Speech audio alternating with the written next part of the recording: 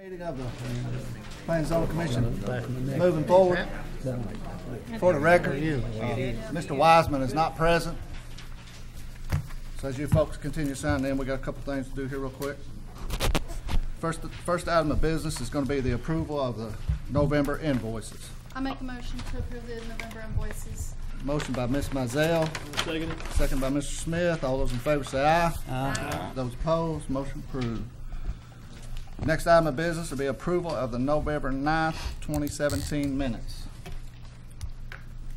If everyone's had a chance to look, we'll need a motion. I'll make a motion to approve the minutes. Motion by Mr. Solsky. I'll second. Second by Mr. Caldwell. All those in favor say aye. Aye. Those opposed, motion approved. Approval of the December agenda. Motion to approve the agenda, please. We need to add something to the agenda. What you got? We can add under other business discussion of a special meeting for the landfill rezoning hearing.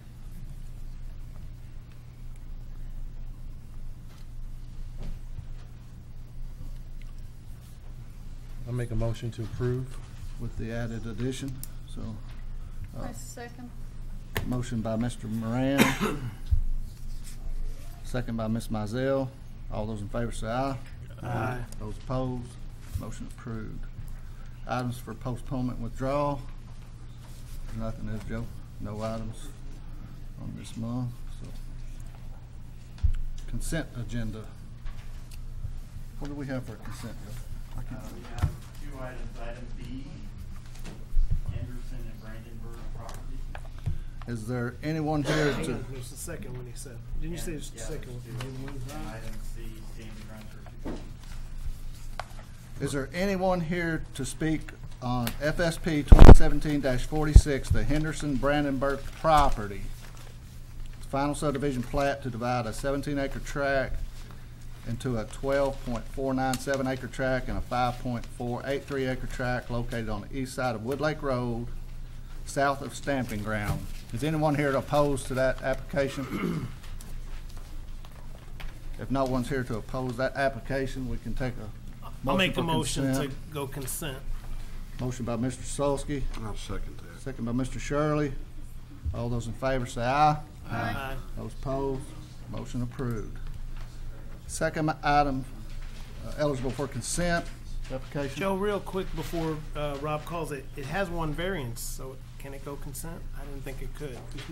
It was a minor variance. Okay. I think we discussed it. All right. We did. Okay. Okay.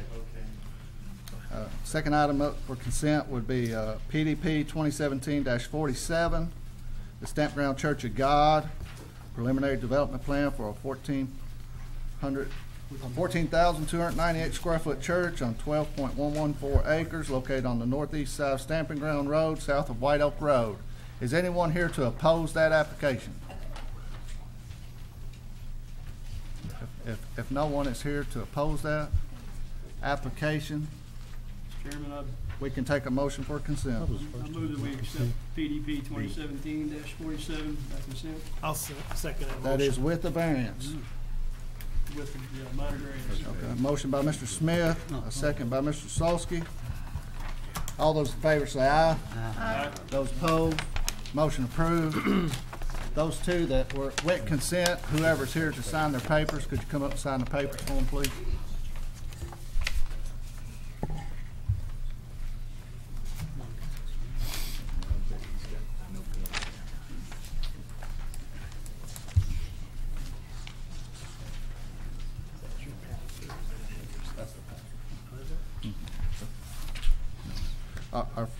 Our next item of business will be PDP 2017-44, the shops at Cherry Point. Okay, this is an amended preliminary development plan request for a project in front of Cherry Blossom subdivision. It's called the Shops at Cherry Point. The property is zone B5, commercial park. The site is essentially north and east of Blossom Park Drive and Ikebana Drive, off getting its access from Connector Road in the city of Georgetown. The project site was rezoned B5 commercial as part of the overall Cherry Blossom rezoning. When Cherry Blossom was first approved, it had a single-family area that was zoned to R1C PUD.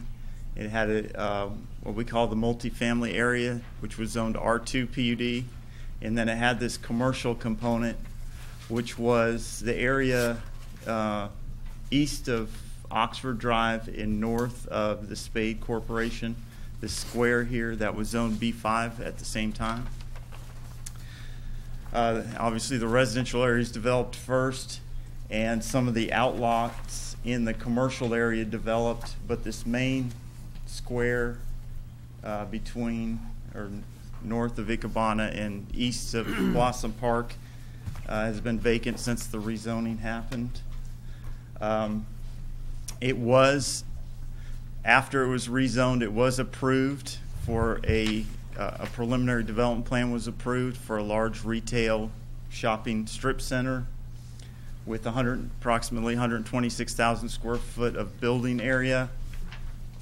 The buildings were laid out in this kind of V shape with a couple outlots along the front of Blossom Park.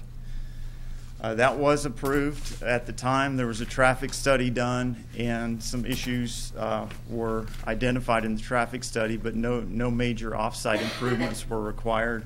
Just the normal improvements at the entrances on the local roads.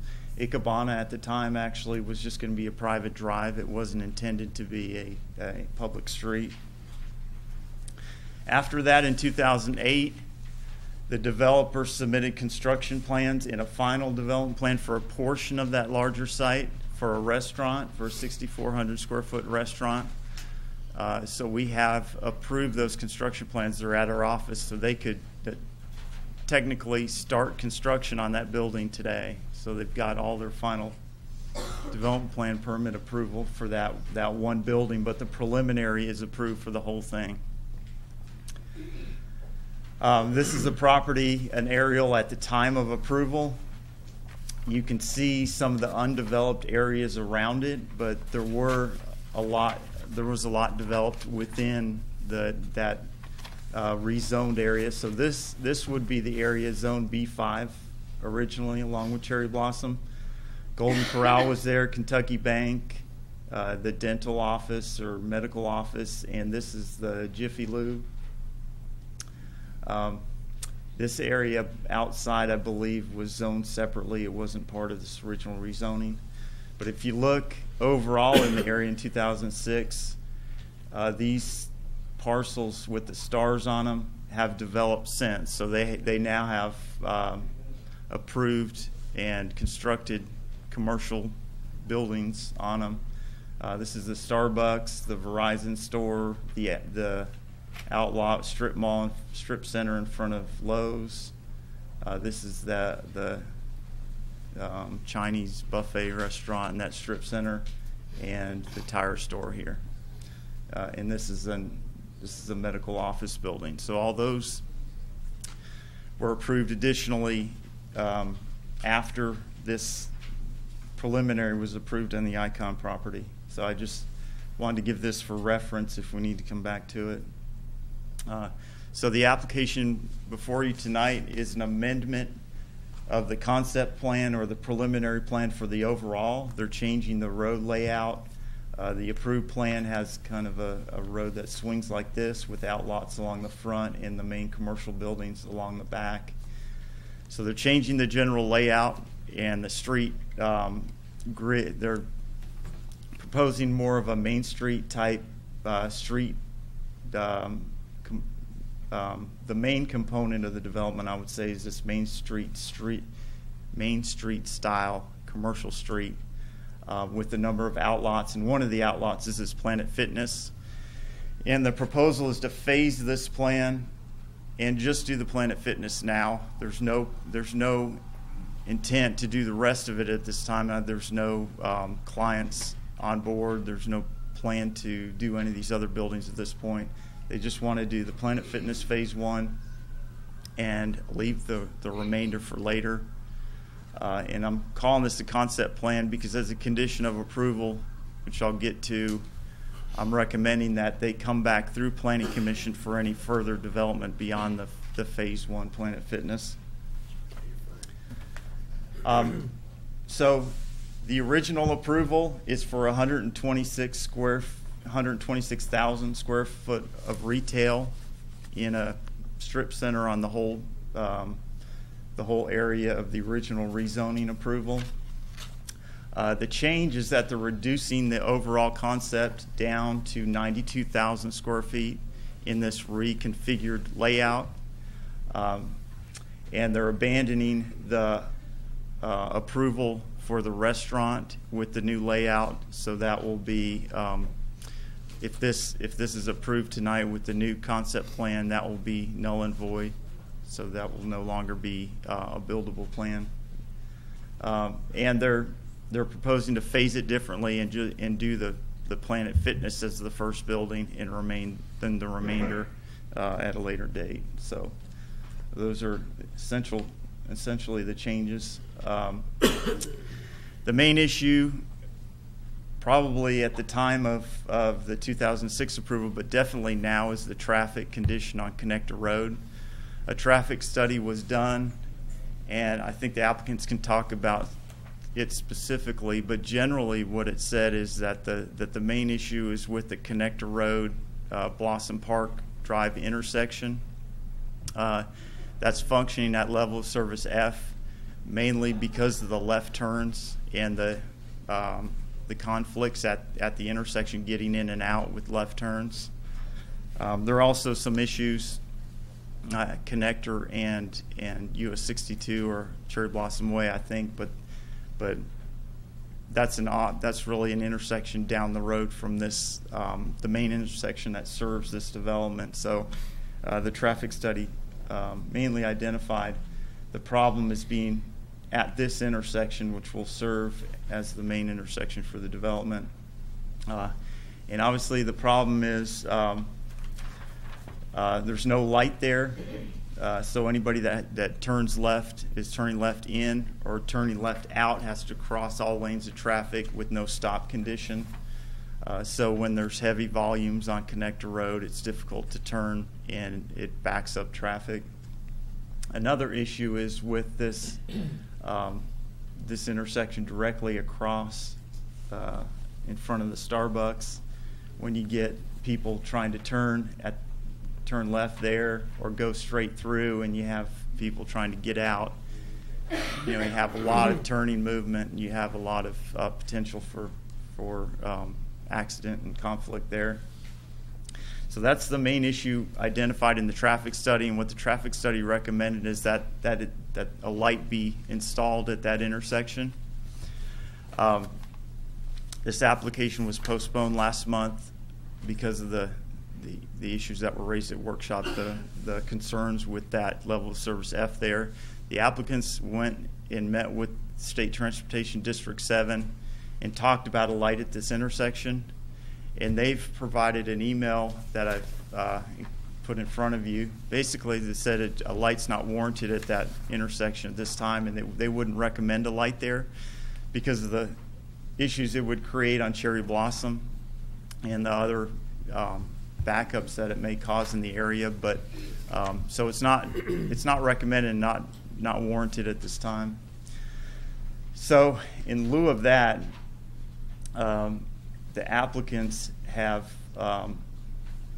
in discussing with us the recommendations of the Northeast Georgetown Traffic Study, and I guess there were a lot of recommendations in this area, but the main ones that directly relate to this site is that there was a recommended road connection between Oxford Drive here and Blossom Park Drive.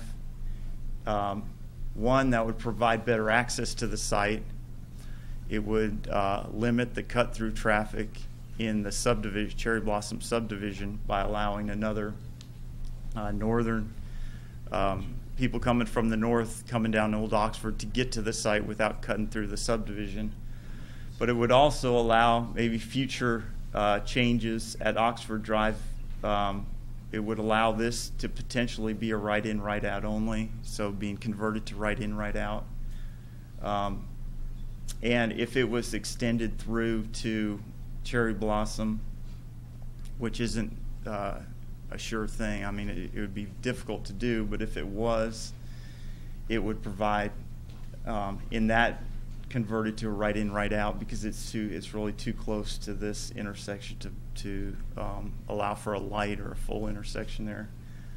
It would give access from Cherry Blossom to the site without having to go through this intersection. So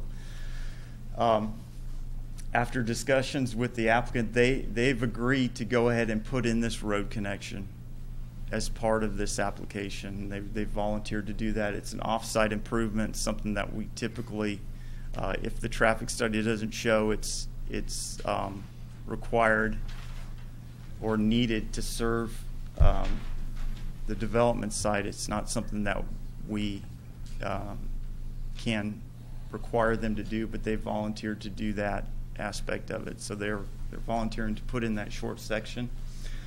I guess the other thing I wanted to point out is there was exit 127 interchange was opened last January. So I asked them to look at the traffic impact that's had, or the effect that's had, and they've come back and looked at the numbers, and they found that PM peak traffic volume has decreased 10% on Cherry Blossom Way north of this intersection. Overall, daily traffic has gone up slightly in that 10-year period, but only about less than 5%. I think it was 800 or 900 trips in a 24-hour period, or whatever the daily count hour is. It's gone up slightly overall in a daily count, but the PM peak has actually gone down on that road. So traffic has decreased slightly, and that's improved things in the area a little bit. So again, this is the site, this is the road connection that they're proposing to build, and that would allow kind of this traffic coming from the north to get to the site without cutting through the subdivision. It could also allow other improvements in the area that are tied to the need to have this connection before they could occur. Another thing that was brought up, I think, with the applicants meeting with the state, is that maybe another solution to the conflicts at this intersection where their entrance is to get rid of this entrance to the access road across from Blossom Park. If this was eliminated and maybe it was moved down here, it would be a three-legged intersection instead of four, so you eliminate a lot of the crossing conflicts, and that would help a lot and make that intersection safer. But that's a discussion that's going to have to happen with these property owners included. So it'd probably be the Planning Commission, the city, state transportation, and these property owners in this area, business owners, coming to some agreement on closing that and moving that intersection. So that's something that we'd like to look at, but it's not something that we can require or recommend at this point without studying it further.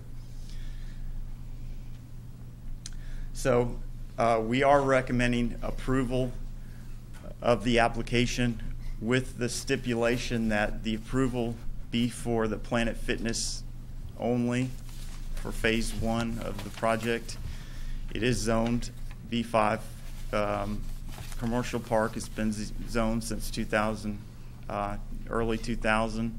It has a preliminary development plan approval on it already, so this will be a reduction in the number of, or the amount of building area on the preliminary development plan. It would allow us to regulate it better, because in 2006 we didn't have a sunset clause, so preliminaries once approved were good forever, as long as they were built out according to the plan. Now we have a sunset clause, so these preliminaries are good for 2 years. If they're not, if progress isn't made and they're not constructed in 2 years, they expire and they'd have to come back through the Planning Commission. So it would allow us to apply the sunset clause to it, and so there would be a time limit on the approval. We're also recommending that they build that road connection between Oxford Drive and Blossom Park, and that any further development of the remainder of the property comes back through Planning Commission for approval, for review and approval. So those are the two main conditions, and then there are 6 more conditions which are standard development plan conditions. I think that's all I have. Does anyone from the commission have a question for Joe? I don't at this time. Thank you, Joe. Is the applicant here to speak? We are, Mr. Chairman. I'm Bruce Simpson. I'm an attorney, and I represent the applicant, the Planet Fitness folks, in connection with this proposed amended development plan. Joe Kane did an excellent job in summer. Mr. Simpson, we got to swear everybody in first. I'm sorry. If everyone signed in to speak, stand and raise your right hand, please. We'll swear everybody at once. Do you swear or affirm the statement you're to make tonight to be the truth to the best of your information and belief? Thank you all. Sorry, Bruce. It's okay, no problem. As I said, I'm Bruce Simpson. I'm here on behalf of the applicant and Planet Fitness folks. I could just, and you probably would agree with the notion that I could sit down and just rely upon Joe's report and his presentation of the facts in connection with our application, since the staff has recommended approval with the conditions, all of which we agree with. I'm just going to illuminate a little bit on what he had to say and give you a little bit about the context of this traffic situation. And though you probably know it, you live in the community, you travel in the community, you've been through this intersection, go through this intersection, and so you appreciate it in a real-time perspective. But as you sit in terms of this plan, and I have benefited from listening to the workshop discussion about traffic and what could be done and what needs to be done and the concerns that expressed, I think understanding and at least appreciating some of the how we got in the situation that we're in with respect to the traffic as a matter of considering our plan is important for you all. It's important for us because we, in representing the owners, are as interested, if not more interested than anyone, in making sure that this development, for the first time in the 17 years since it was rezoned, is attractive to tenants, high-quality tenants that are going to spend considerable sums of money to make the property nice, to be a complement to the neighborhood, community, and significantly be able to get to our development and get out of it without having to wait, because as you all know, we're all shoppers to some extent.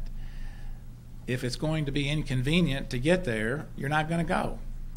And I think to a large extent, in my experience in representing folks in the development business for a number of years, that one of the principal reasons this property hasn't developed and it's being zoned for 17 years is that tenants have said, well, I'm not sure we can get customers in and out. I don't think they're going to want to get into it and get out of it. So the folks I represent purchased the property for about $2.5 million. This particular site, and really the only use that we have identified, the only tenant we have, which is one we own and control, is the Planet Fitness. That we showed hypothetical businesses on this plan because Joe and his folks asked us to, but they're all hypothetical. There's no real-time tenants. We don't have any letters of intent. We don't have any interest from anyone at this point. And so we're hopeful since the property is zoned, it's been zoned and development has taken place all around it for many years, recognizing its commercial development reality in terms of the zoning in any case, that we can create some interest and at the same time with that interest hopefully improve the traffic. And why do I say that? I say that because, as we all know as citizens, you generally don't get the government to, and we're all part of the government, I recognize that, but people that are in charge of spending money to make off-site improvements that we don't control, can't control. We don't usually get an impetus or some kind of motivation to do that unless there's an appreciation. We have to do this, okay? We've got this property zoned. It's appropriate that it be developed. It's been waiting to be developed. Everybody knows it's been zoned. They know what's there. They've known for years. And so we're hopeful that we will create some leadership interest, and we pledge to take part in that. We met in connection with this traffic. We've, of course, met with Joe and Ben Krebs several times to discussing what can we do, how can we make this work better within our ability to control the decision. We own the property. Beyond that, our ability to control anything is limited because it's going to take a decision by the city council or the state. One of the options that we don't control it, it's going to require us to spend money, is to make the connection from Blossom Park Drive, as Joe indicated, over to Oxford Drive. That should free up the traffic that would be going to this fitness center and would not cut through the Cherry Blossom subdivision. It would come down Oxford Drive and cut across this new road over to the Planet Fitness. We don't control that land. We're going to be spending in excess of $100,000 to put that road in, but we believe it's the right thing to do. We believe it will attract people to the site. We believe it will improve the traffic. We can control that. Your Northeast Corridor study has a number of recommendations that could be instituted, but it's going to have to be instituted by others. The traffic signal. We would love to have a traffic signal. That would help us out tremendously. We went to the state to see what we could do to get that approval, and we were advised that there wasn't enough traffic coming from Blossom Park to meet the requirements that the state has called traffic warrants. You have to have enough warrants, enough bases, if you will, enough traffic before the state will approve a signal on the road it controls, which is the connector road. Now, sometimes you can expedite that decision. I have participated in situations where that's come about, and we're hopeful sooner rather than later we can work with the state and the local community, the mayor's office, and Ben and Joe, and try to come up with some kind of plan that will facilitate a signal. We're not there yet. But as our traffic study points out, this Planet Fitness, in comparison to all of the other uses, typically a restaurant use, which has already been approved for the site.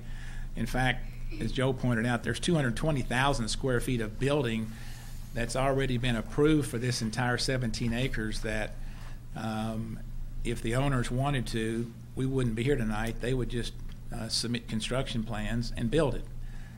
There wouldn't be any hearing. There wouldn't be any approval needed by this body or any other body. We would just submit the construction plans and start construction. But this isn't what they want to do. They're going to reduce the square footage by about 30,000 square feet from what's in existence now that they could build off of today. They're going to reduce that by about 30,000.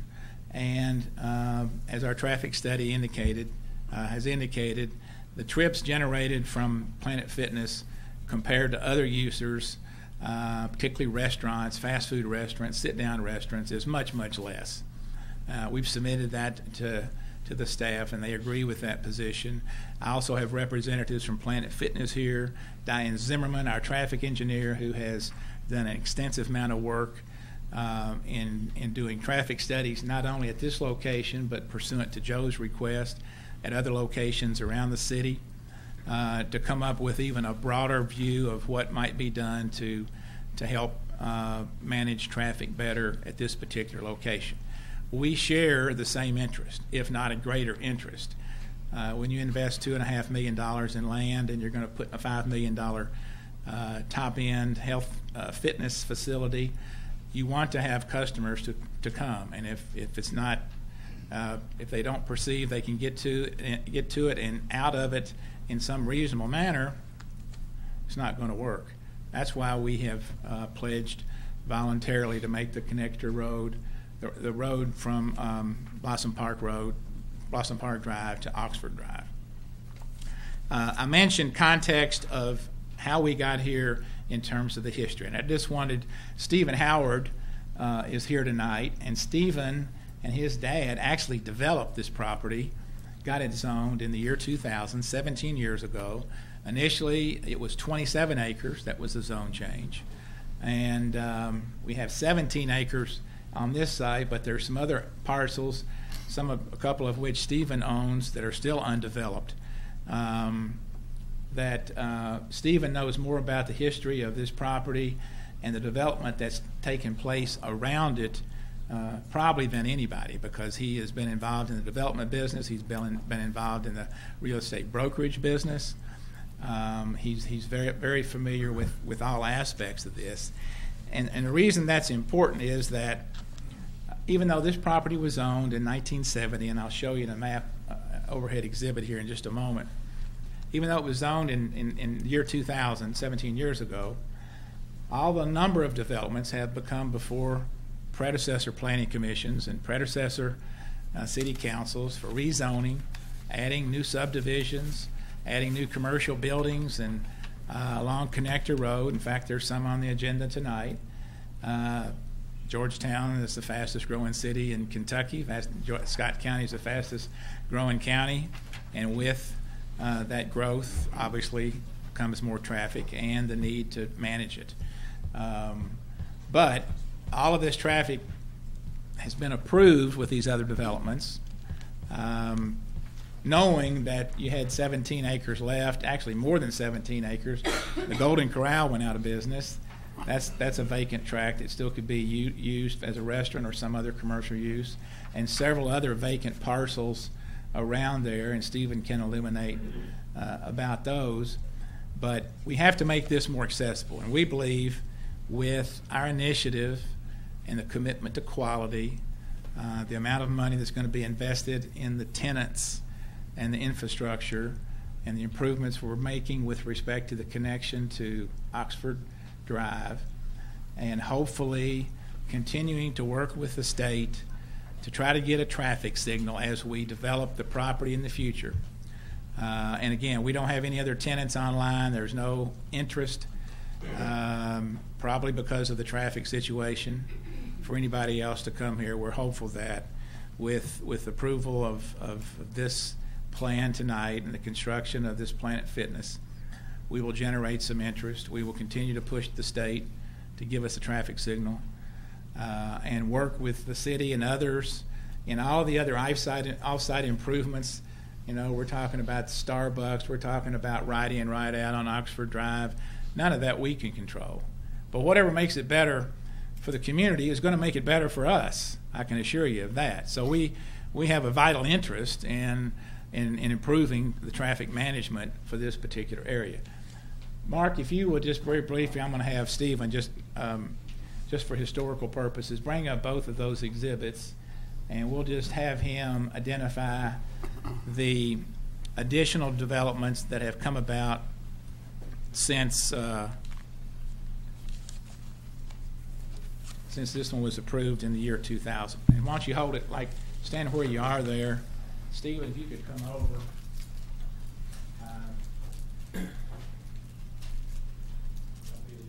You'll be the easel.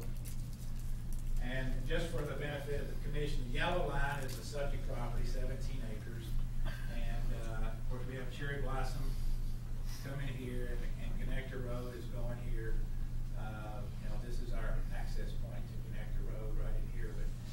Stephen, you and your dad actually got this zone back 17 years ago, is that right? Yes. Would you just very briefly touch on some of the points and also you have an appreciation of some things that have been done back in here with respect to these residential developments in terms of connectivity, that if they were done, it would help alleviate the traffic as well. I think that hasn't been touched on in any particular report, but connectivity would be very important, particularly to Old Oxford Road. Is that right? You get that. Anyway, you could just eliminate very briefly, since you all got this property approved in 2000, all the other developments that have come along since then that have created the traffic problem, which we didn't create because we don't have anything here, but it existed even though everybody knew we were here, and at some time in the future we're going to be having hopefully commercial property that would use the same corridor. So very briefly, just go through those areas there. Yes, I'll be as brief as possible, but I want to point out, I vividly recall being sitting in this field right here in the first phase of Cherry Blossom with my father, who's now passed away, and him telling me that we're going to develop this piece of property into residential homes. And at that time, we didn't even know we were going to be partnering, working together with another development company to actually be involved in the entire Cherry Blossom development and partnering with the actual golf course itself, which led to the purchase of this property and also the Lowe's, the Kohl's, PW3, Steak and Shake, and the apartment land here in the back. As a point of reference, the only thing that was over here when I was standing in this field with my dad was the Walmart, and there were some streets in and some industrial buildings here in the back. So I'm very fond of this entire area, and still am, because I have an outlot here and an outlot here adjacent to the Planet Fitness property. I'd like to just point out that as far as residential projects that have come in since this took place, we know about Pleasant Valley, and I'm assuming, and Joe, correct me if I'm wrong, I have not studied all of these residential plans, okay? Is that Pleasant Valley is at some point going to connect over to the backside of this other property? Yes, connect to the, where it says Ball Homes, the information. And Ball Homes purchased this property here, which has an outlet onto Oxford. And at the time of this approval, were any road improvements required of this? Even Ball Homes bought this property from United Bank, I presume. Were there any road improvements that were required of this development plan? Yeah, they had to put in improvements along their frontage on Oxford.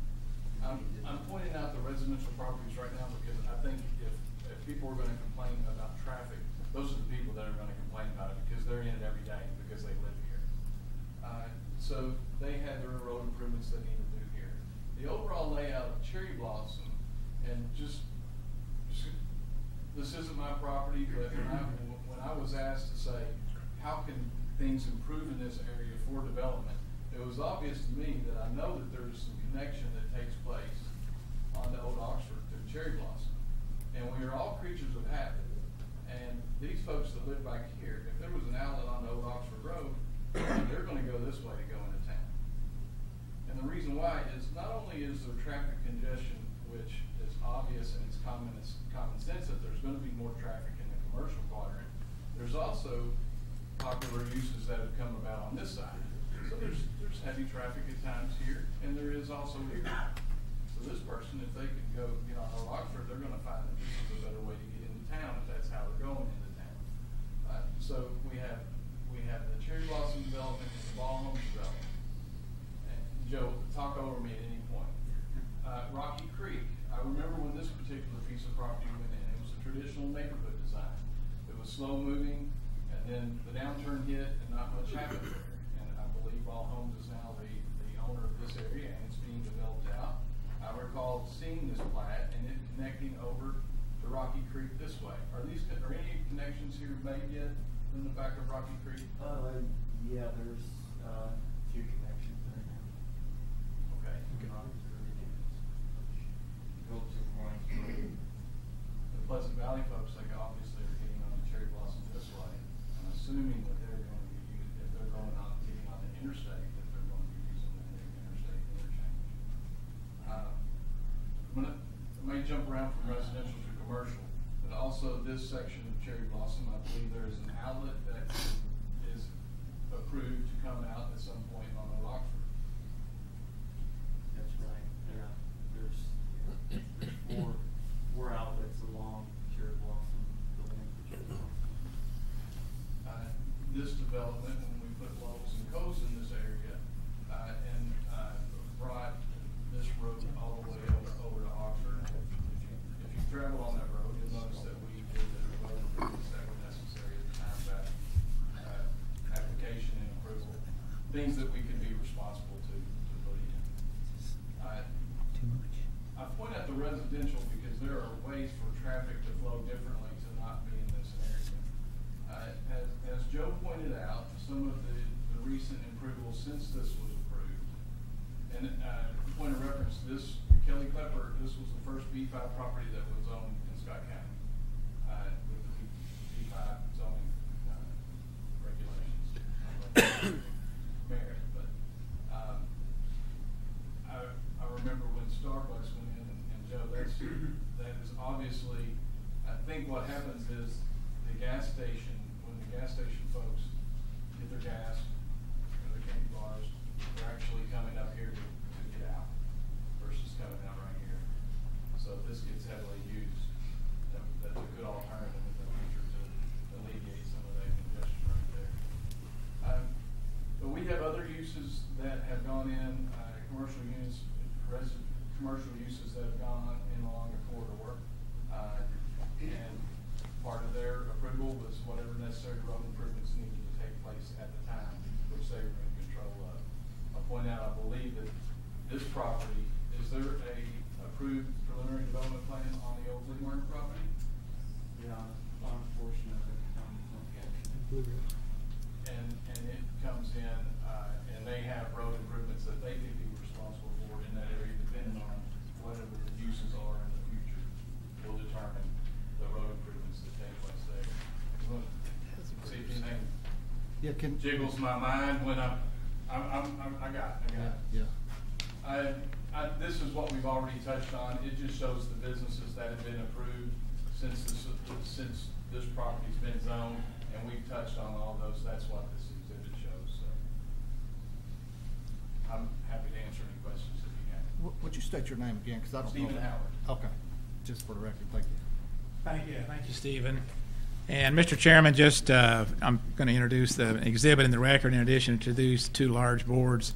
The following properties, since the last plan that got approved that we could build off tonight, the 220,000 square foot building plan that Joe identified, since that was approved, the city has approved the strip center outlet on Lowe's in 2007, the strip center at Magnolia Crossing in front of Kohl's at 2013, the Starbucks on Collector Road at 2010, the Verizon store on Collector Road at 2010, Aspen Dental on Collector Road in 2013, medical office on Oxford Drive behind Applebee's at 2006, Burger King on Collector Road at 2010, the Mill Apartments on Magnolia Drive at 2010, the Kentucky Collision on Collector Drive in 2011, and the Chief Store on Collector Road at 2007.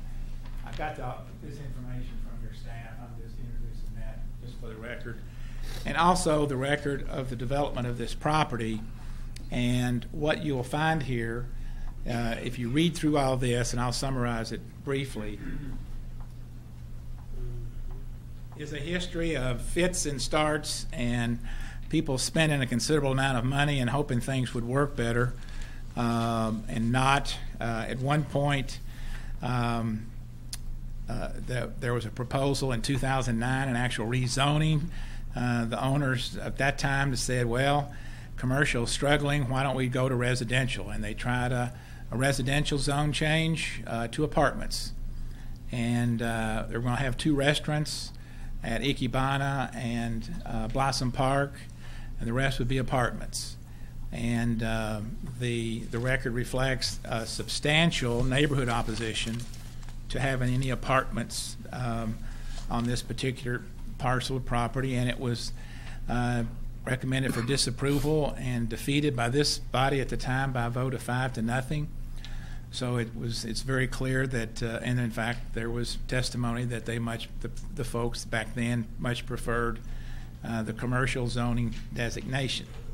The owners of that property couldn't make the debt service payments, the record reflects, and the bank took the property back. So it struggled, and you've got property inside the urban services area in the inner core of development that's going around it, and we're here to try to make it better.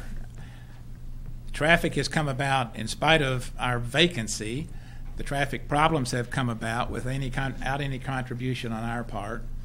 But we're going to do one thing that none of the other developers that Stephen touched on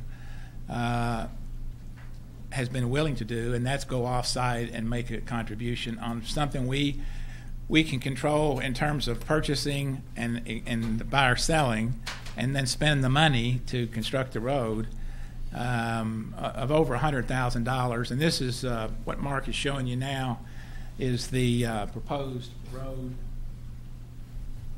which this is the subject property, this development. This is Planet Fitness right in here. This is Blossom Park, Connector Road, Oxford Drive, Cherry Blossom. This is the proposed connection that we're going to put in as part of our commitment.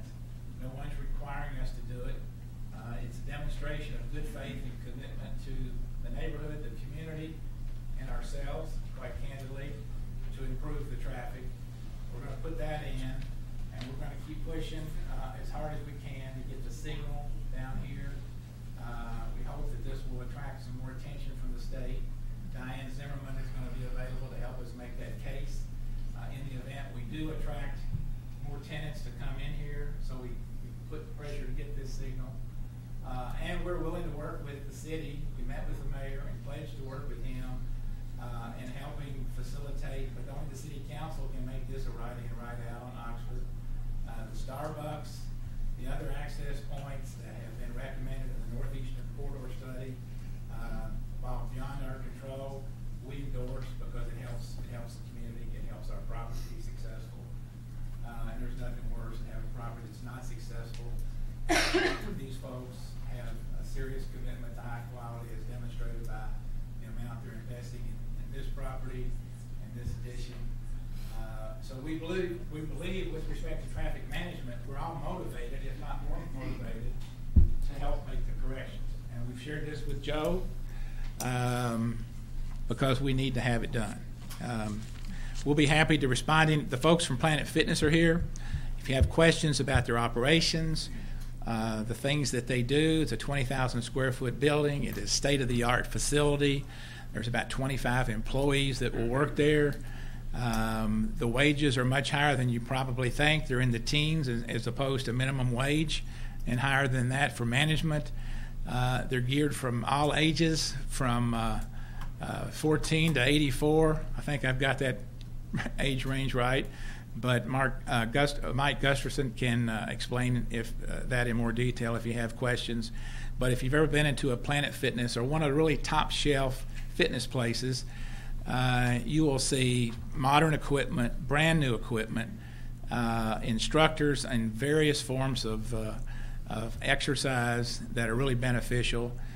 They believe this site is a perfect complement to the neighborhood in terms of its low intensity of traffic compared to what other commercial uses can be, and it'll be the start of helping motivate government officials to make better improvements on matters we can't control.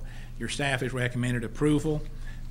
We agree with obviously that recommendation, and we agree to abide by the conditions of approval. And I'll be happy to respond to any questions or have Mike come up from Planet Fitness and educate you any further about what Planet Fitness is and what it proposes to do at this location.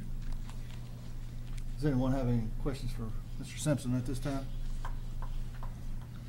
I'd rather reserve mine until after we hear from the We'll hear public. from. Okay, Thank you, Mr. thank you. At this time, we'll start taking comments from the public. So, Charlie.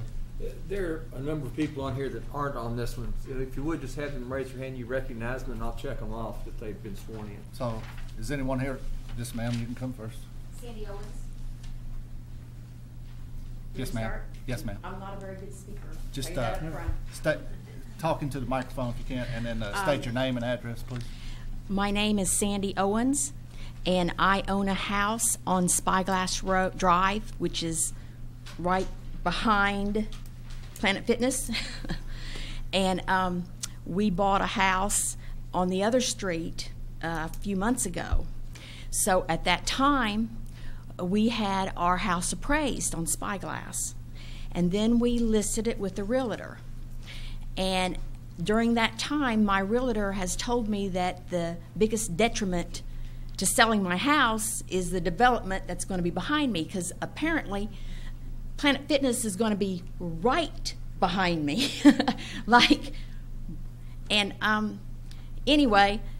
So we got an offer. It was $40,000 less than what it appraised for. Now, I didn't bring the appraisal or the offer, but I'll be happy to show that to you guys. And the traffic is certainly an issue, because I myself has witnessed an accident there at Blossom Way and Connector Road. And but that's all I have to. That's all I have to say. Thank you, ma'am. Who's next? Yes, ma'am. Good evening, Mr. Chairman, Commission. My name is Patricia Finn, and I'm president of the Cherry Blossom Village Homeowners Association. We're not here to oppose the commercial development there, because all of us that bought a home in there have seen the sign for years. It said it's going to be commercial. Our question is, what are you going to do to buffer these facilities from our neighborhood? Will there be a tree line? Will there be an easement part? Are they going to build a wall? Because certainly these businesses will be doing businesses during the day. We have many Toyota workers who live in our neighborhood who sleep during the day. That's going to be problematic. I appreciate the fact that they're trying to think of our interest by building another road to go out to to Oxford Road, not Old Oxford. And by the way, Joe, I think on Old Oxford Road, they didn't improve that road. They just improved the parts that go into Ball Homes. They just made turn lanes to go in there. Old Oxford didn't get improved at all. I just wanted to state that. Oxford Road is a nightmare. I call it POP when I go out there. It's pull out and pray. If you want to go across to go to Walmart across the street or any other business over there, AT&T stores over there, you are taking your life into your hands. We would love to see a light at the connector Blossom Park section. We would love to see a light at Timberland. We have actually gone before City Council, the Traffic Committee, to ask that a light be put out there, because we've had one death there and serious accidents. We live in the Toyota world out there, and I tell everybody I'm not anti-Toyota. I'm driving my 7th one in 30 years. I believe in them. But we live in a world where they surround us daily, thousands and thousands and thousands of cars. They do cut through our neighborhood. They cut down Blossom Park. If you're talking about making a road that goes all the way through Cherry Blossom, oh, Lord help us. The roads in there are curvy and windy. The speed limit is supposed to be 25, but sometimes even the bus driver doesn't obey that law. So I can't imagine a road coming in the back of there where they would want to cut off of Old Oxford Road to go through to Oxford Road to go to Timberland to get on Cherry Blossom Way. It's unbelievable. And I don't know who's doing the traffic studies, but I want to volunteer to go with you the next time you do the traffic studies. I'd be love to know how they do them. Do they put a line across the road to count the cars? Do they have someone sitting in an unmarked car counting cars? Somebody standing on the side of the road, beep, beep, beep, you know? How do you do it? So, but our question is for you, how are you going to buffer these facilities from our neighborhood so we don't even know you're there? Joe, can you show her on that plan, please?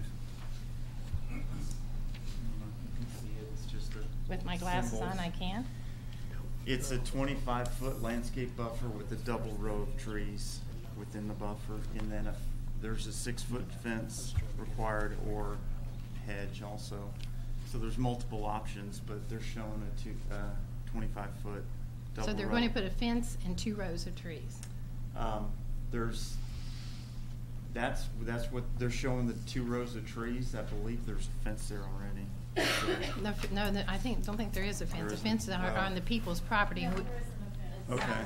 No. There's No. multiple options, but what they're showing is a double row of Right. trees in Well, a 25-foot landscape We buffer. just gave permission to all the people who live on Spyglass at one of our board meetings to put up 6-foot fence. Normally, those are only allowed if you have a swimming pool, in-ground swimming pool. So we gave them permission if they want to change out their fences to make them 6 foot to deter crime, people that want to take their things. So Okay. the options are a 6-foot fence with tree plantings, or a 6-foot berm with tree plantings, or a double row of evergreens, or a double row of evergreens and deciduous. What about a double row of evergreens and a fence? Double row of evergreens. And a fence. And, well, Yeah, 6 foot. Hey, we mean- can't all talk Yeah. at the same time, please. Yeah. They've pledged to meet our requirements, so I'm not Okay. sure which option, if they'd be willing to do Okay. the option that you Yeah. request. Well, our main concern is the additional traffic going through the neighborhood, and if you build this other road, it's just going to dump it out on Old Oxford until you all, or the Kentucky Traffic Department, Cabinet. sir?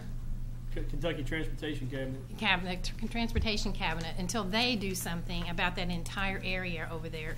It's just, I guess we have to have a few more people killed before they do anything. But thank you. Thank you, ma'am. Next.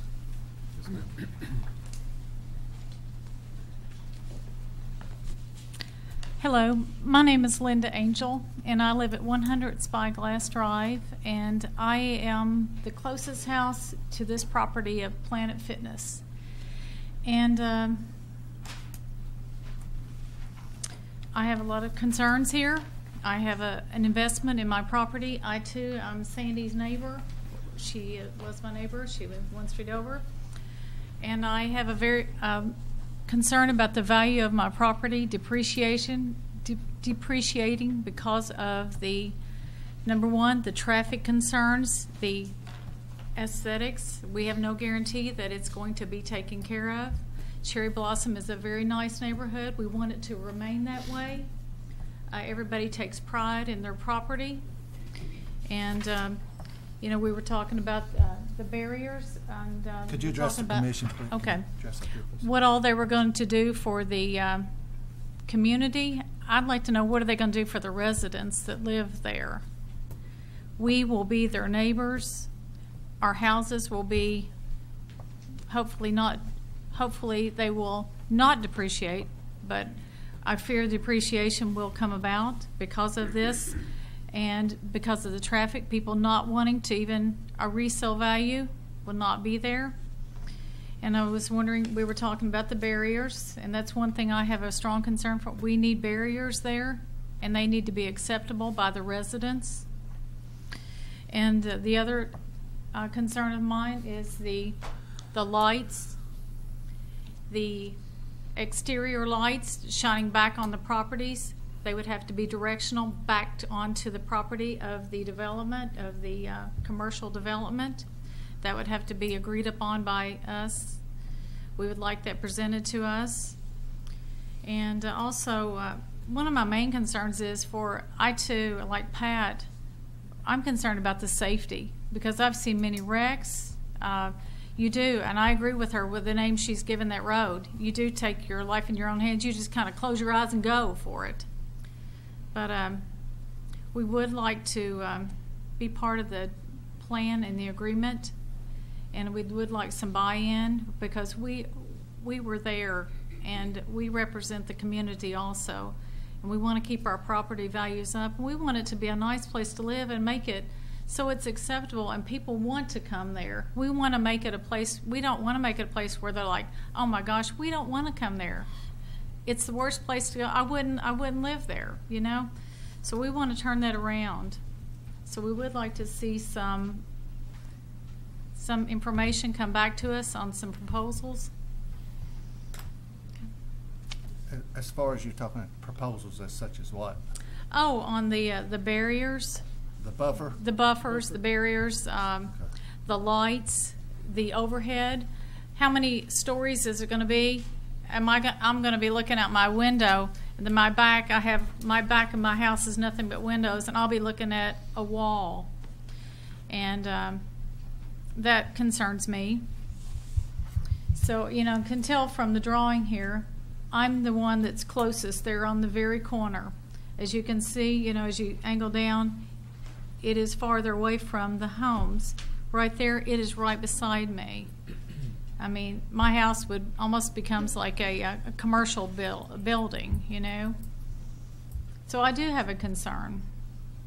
And I would like to see some proposals come back to us as homeowners in Cherry Blossom.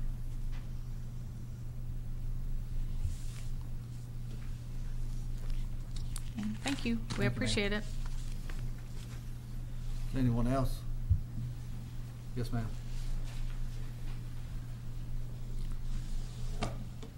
Just give me my Are you speaking? Yes, ma'am. Yes, ma'am. I'm Kim Fields, and I live at 101 Spyglass. And I am a realtor also, and I am the realtor who has her house for sale. And so I have showed it several times, and that has been a big thing about selling her house. And usually houses in Cherry Blossom sell very easily. And most of the houses are 300 plus houses there. And her house was appraised for $310. We sold it, priced it for $299, and then we get an offer of about $270, and we had it $10,000 below the appraisal. So what is that going to do if I sell her house for that low figure? It's going to lowball all the other houses in Cherry Blossom, and they're going to take a big lick on it.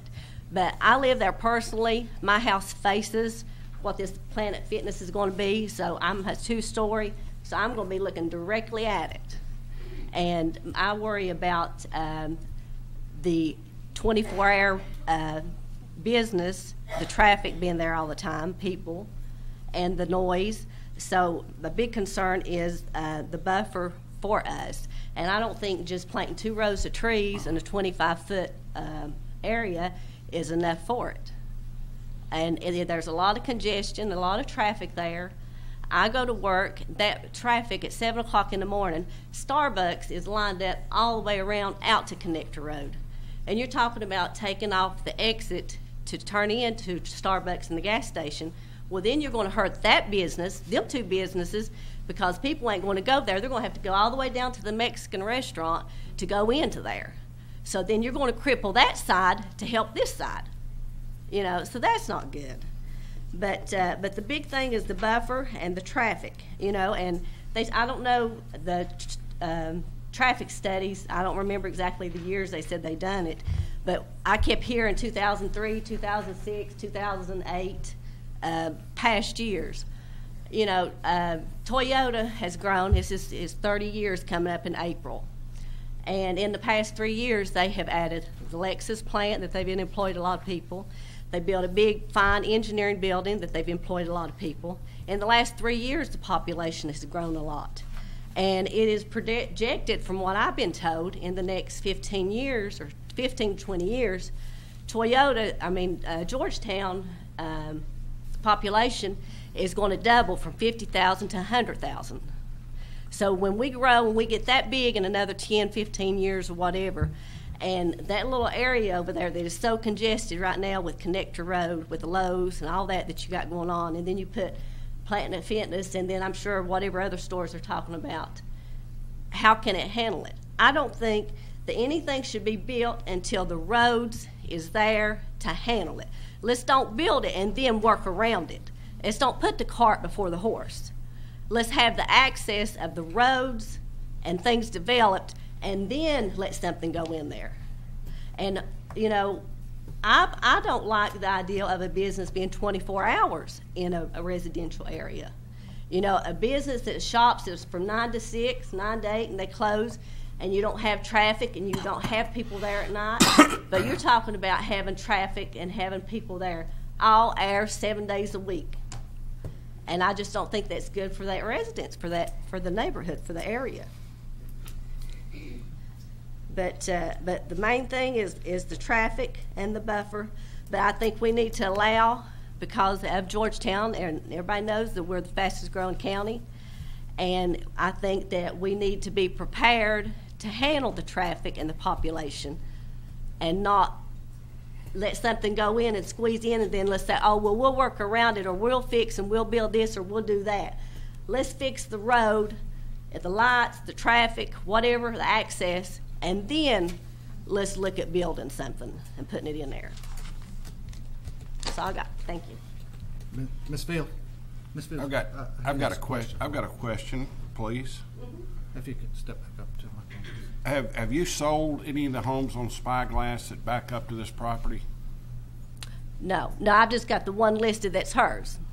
We got Linda lives the first house, and her house was the second one. That's the only one that is for sale right now. But across the street, there's been a couple that has sold. I haven't sold them, but there has been a couple that has sold. But I mean, like I said, they're 300 plus houses. They're not cheap homes. They're nice. I'm very familiar homes. with Cherry Blossom. Yeah. I was just trying to determine, because we've had trouble in the past, that these folks that have bought homes on the Spyglass, especially backing up to this property, that they were made aware that obviously it was rezoned in the year 2000, and obviously it would be developed eventually. We have had some problems that was not communicated to the folks, and then we get to a situation like this that has been there actually for 17 years, that it is going to be developed commercially, and then we have a problem. I was just wondering if you'd sold any of them. No, there's not been any sold. And made the people aware that it would, that they are backing up to commercial property. Yeah, they've known that it's been commercial, but it's been sitting there and it's been so long and nothing's been done with it and stuff. And I mean, no, they know that, but no, I don't think there's been any houses sold lately on that street. Thank you.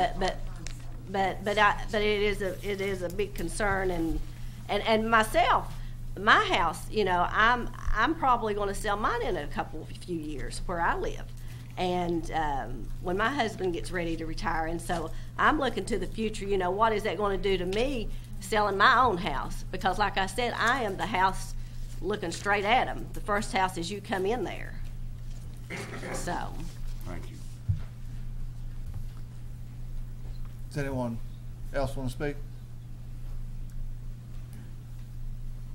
Yes, sir. I have not raised my hand, but I didn't think I was going to chat, but I'm going to. Would you raise your hand then? Do you swear or affirm the statement you're about to make with the truth, to the best of your information and belief? I do. And your name, sir? John B. I live on... Excuse me, last name again? B. B-E-E, as in bumblebee. Okay. And what street do you live on? I live on Riviera Drive. Okay, thank you. Which is, and I'm not sure, I can't read the darn print up there. It's the far end corner of that area. I'm not sure where Planet Fitness is going. If it's going there in that corner or somewhere else on that property, I'm not sure. Where the red box is. Where the red box is, okay. My house, there's condos and whatnot up through there. Riviera goes up to Icabana. My house is actually the second house down from the condos. And I can look out my front area and I see that area, the field, all that property. Some concerns that I have is the entrance and the exit into this property, which nobody's talked about. Where is the entrance coming off of Blossom and Icabana? Is that going to be down toward the front of the property, the back? Is there going to be any on Riviera Drive between the condos and the end of the property? There is something, you know, there. I don't know that. It doesn't say. But that's part of my Joe, thought. can you show him where the entrances are, please? Riviera's doesn't show up here, but you're down in this area. I'm right at the corner Right of that there. property, yes. There's no entrances on the back side. So the entrances are off Icabana. There's two, and there's two on Blossom Park. These aren't going to be built now. So the only entrance will be on Blossom Park Drive Okay. to the Planet Fitness, which is at the end of Blossom Park Drive. Right. When you go Oh, I'm familiar with it. I've lived there since 2002. Don't intend to sell my house, although I did try. But I like it there. I like the neighborhood. I like what it has to offer. The convenience to everything in Georgetown. The traffic's awful, but I can live with it if I have to. But what I worry about is, again, the barrier. We've talked a little bit about Spyglass, but we haven't talked about Riviera, because down in there you got condos and something, I'm not sure what's going to be on the other side of We it. have the same buffer on the backside. Okay. You can see the symbols. Okay. This is a preliminary, so Sure. they're showing a double row of trees. They'll have to finalize with understand. species-specific plan when they get the final development plan. Right. Maybe the applicants would work with the neighborhood on the buffer, to get a buffer that you prefer, because we have multiple options for buffers.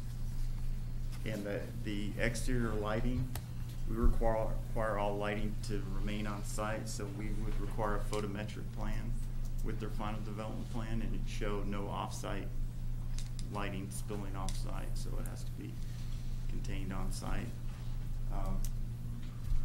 We don't have a maximum height of parking lot light poles, but the building height is 30 feet, proposed one story, 30 feet, so I would suggest that maximum height of poles is 30 feet, no higher than the building. That would kind of keep it contained. Okay. But anyway, there's residential there as well along that And road. there's a buffer adjoining all And- residential. Okay, but again, 2 tree lines, or whatever you want to call it, 2 rows of trees, when they get very high, you're going to see bark. You're not going to see the tree, it's going to be so high. Now, I'm not saying that may, it depends on what you put in there. Yeah. But my point is, the view, have a great view looking out back at the golf course. I sure don't want to see a bunch of crap in front of me.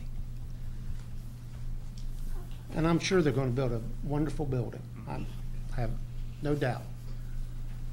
I just worry about that strip through there, both Spyglass and Riviera,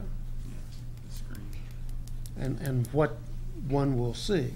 You answered the one question with, no, there won't be any road entrance or exit there, and that's rather important, I think. We couldn't handle it. But that's basically my concern, other than traffic, and I don't need to speak about that. Thanks, sir. Thank you. Does anyone else want to speak on behalf of this? Yes, ma'am. Yes, ma'am. Yes, ma'am.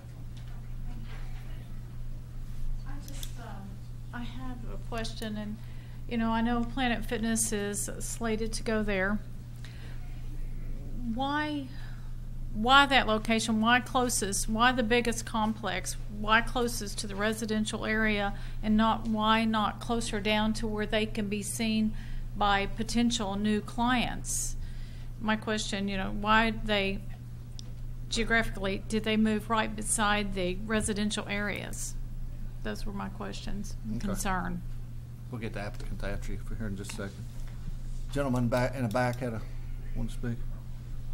My name is Mark Nelson. I'm a Senior Vice President with Planet Fitness. I just want to assure everyone we will gladly help work with barriers. We're a Kentucky company.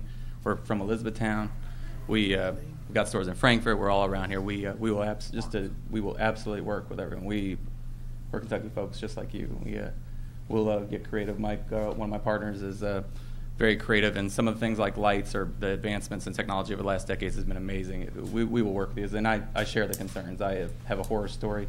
I won't even waste time that happened to me before good bodies like this were in place. So we'll work with you guys for sure. Want to buy my house? Yes, ma'am. I'm not a public speaker. My name is Miriam Soka. I live in 207 Palmouth Drive. And I heard everybody's concerns and the Planet Fitness and seeing what they're showing. And I honestly, besides the traffic relief, the traffic light and the congestion that is going to be relieved with that, I don't see any value added to the community. There is other businesses that can go there that will not create. I like to exercise. I like the gym. I was actually a member of Planet Fitness and did not impress me.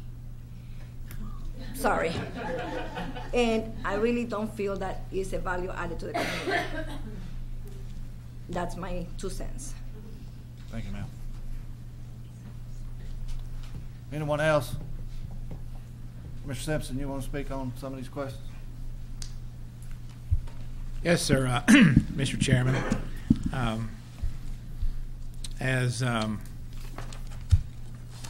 as Mark Wilson said from Planet Fitness,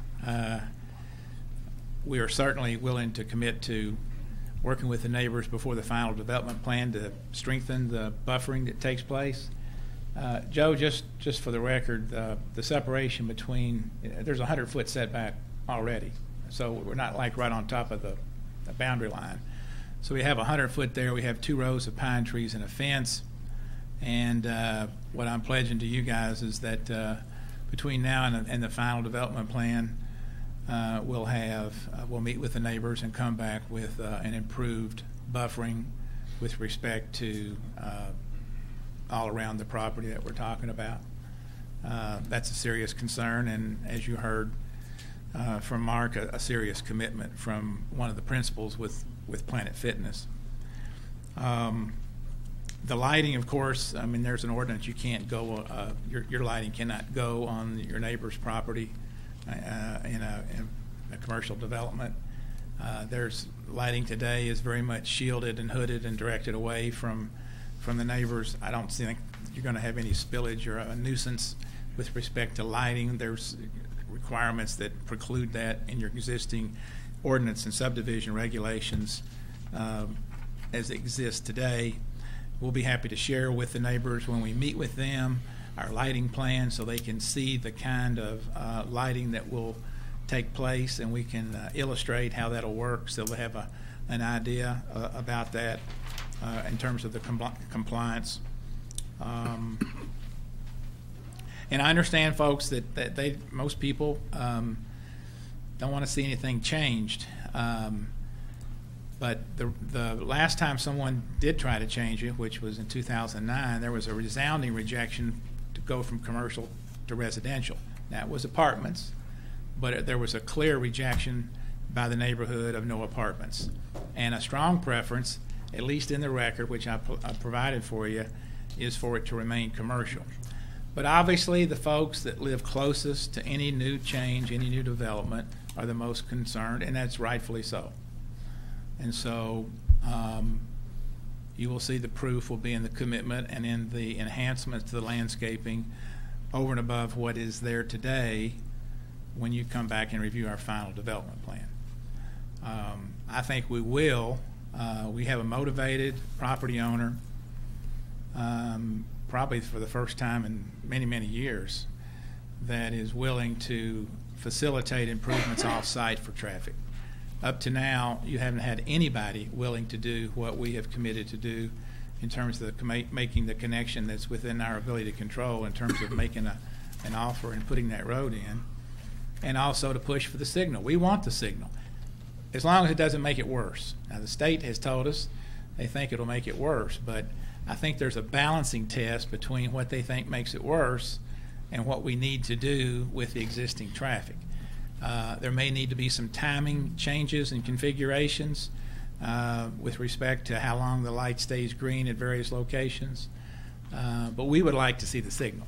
I mean, we are more motivated than anybody to have a signal there because we need it if we're going to have any more tenants.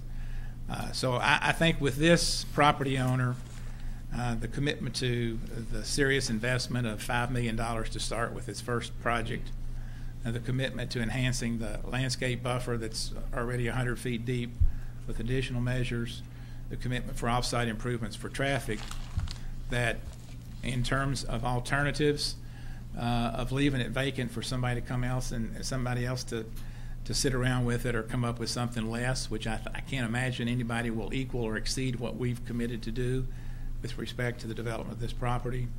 I think we're more than worthy of consideration, and quite frankly, based upon compliance with all of your subdivision regulations and zoning ordinances, because we haven't generated any of this traffic. All these developments got approved knowing that we were already approved for 220,000 square feet of commercial space, and we're actually reducing that by 30,000 square feet, less traffic than what we could get file building construction plans today and start moving dirt. Under that 2006 plan that has 220,000 square feet, what backed up to the neighbors was a cinema, a huge cinema.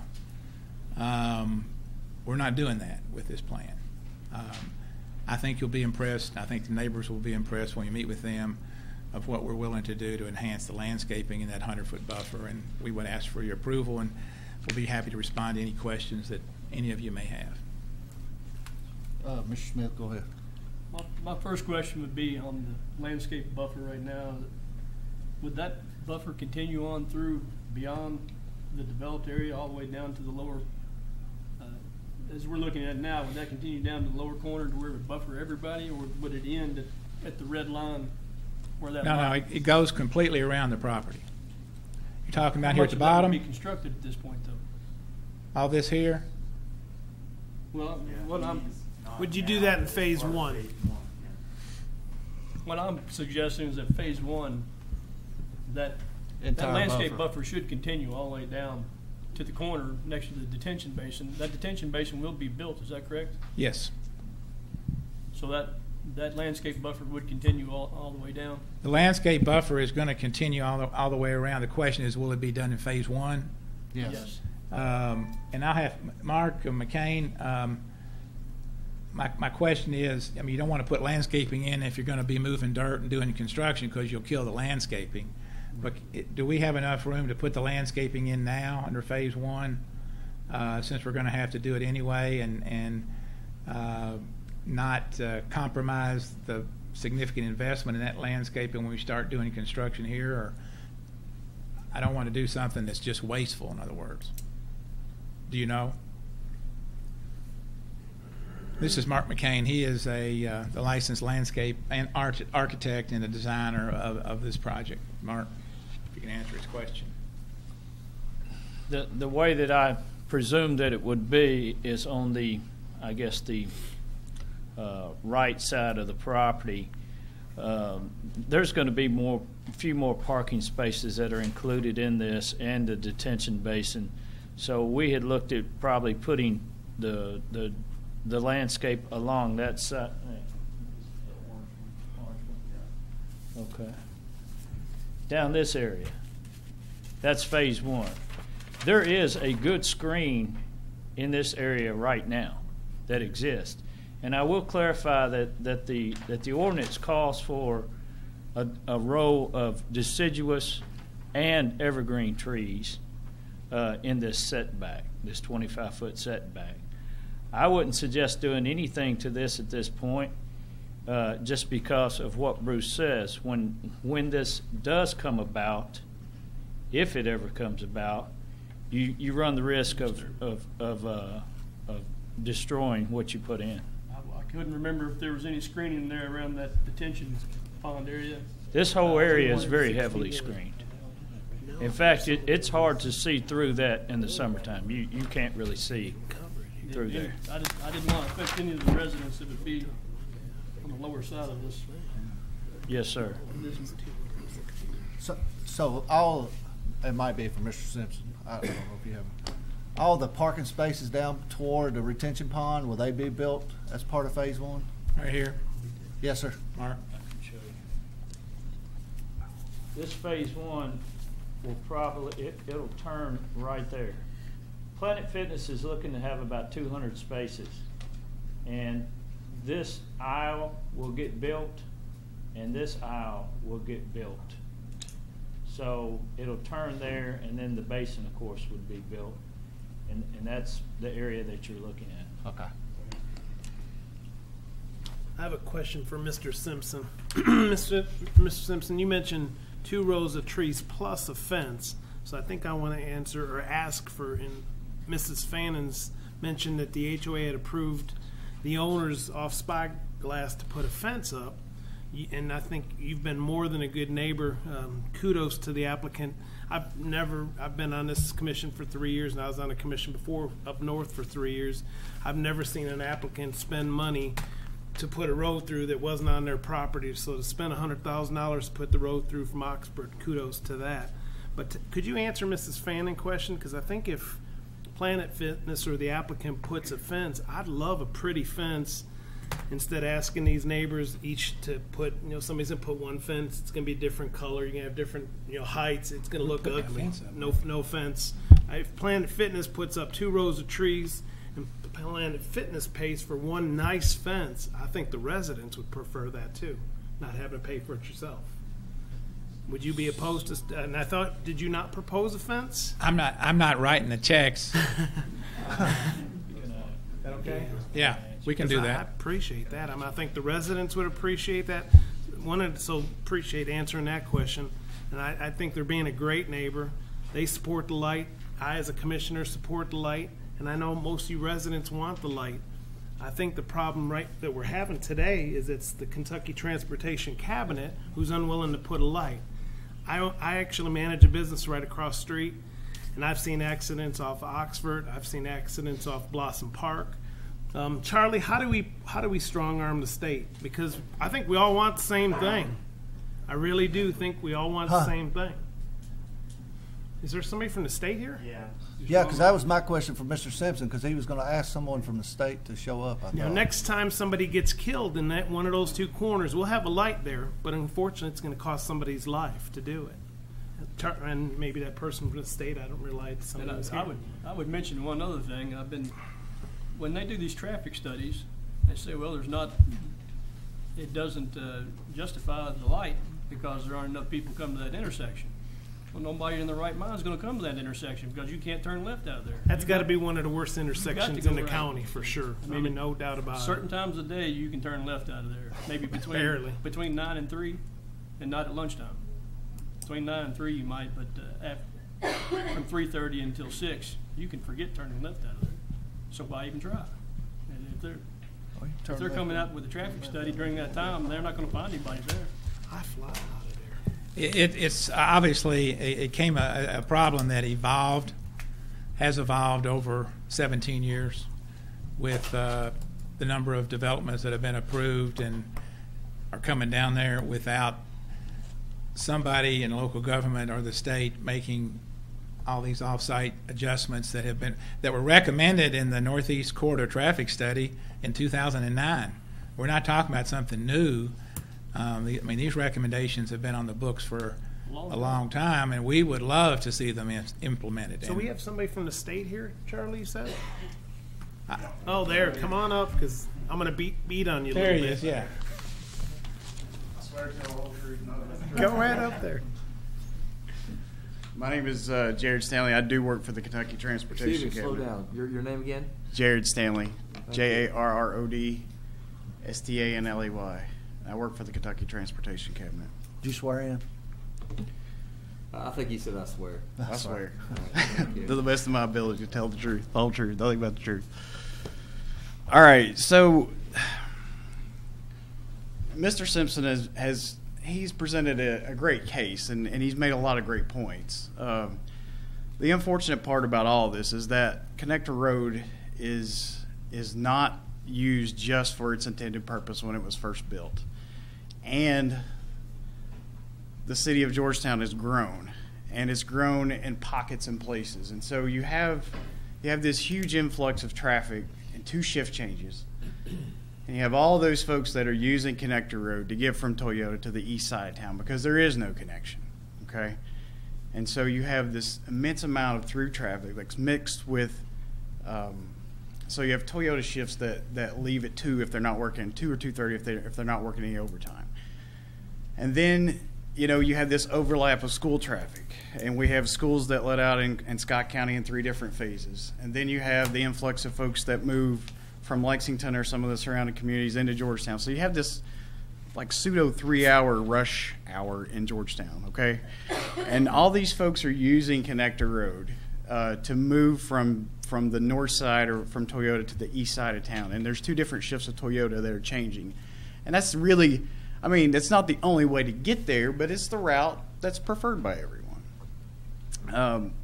It's true that, yes, it is difficult to make these movements, and I can speak to that because I live in Pleasant Valley. I'm very familiar with this area. What I will tell you is that right now it doesn't meet warrants for a traffic signal. Let's say it does. One of these days it does come about, and the warrants are there. There's a lot of things that have to take place there. As you guys know, is there a pointer, laser pointer? Okay. So as you guys know, these cars here for probably 5 to 6 hours of the day, and then most of the day on Saturday, back through this intersection.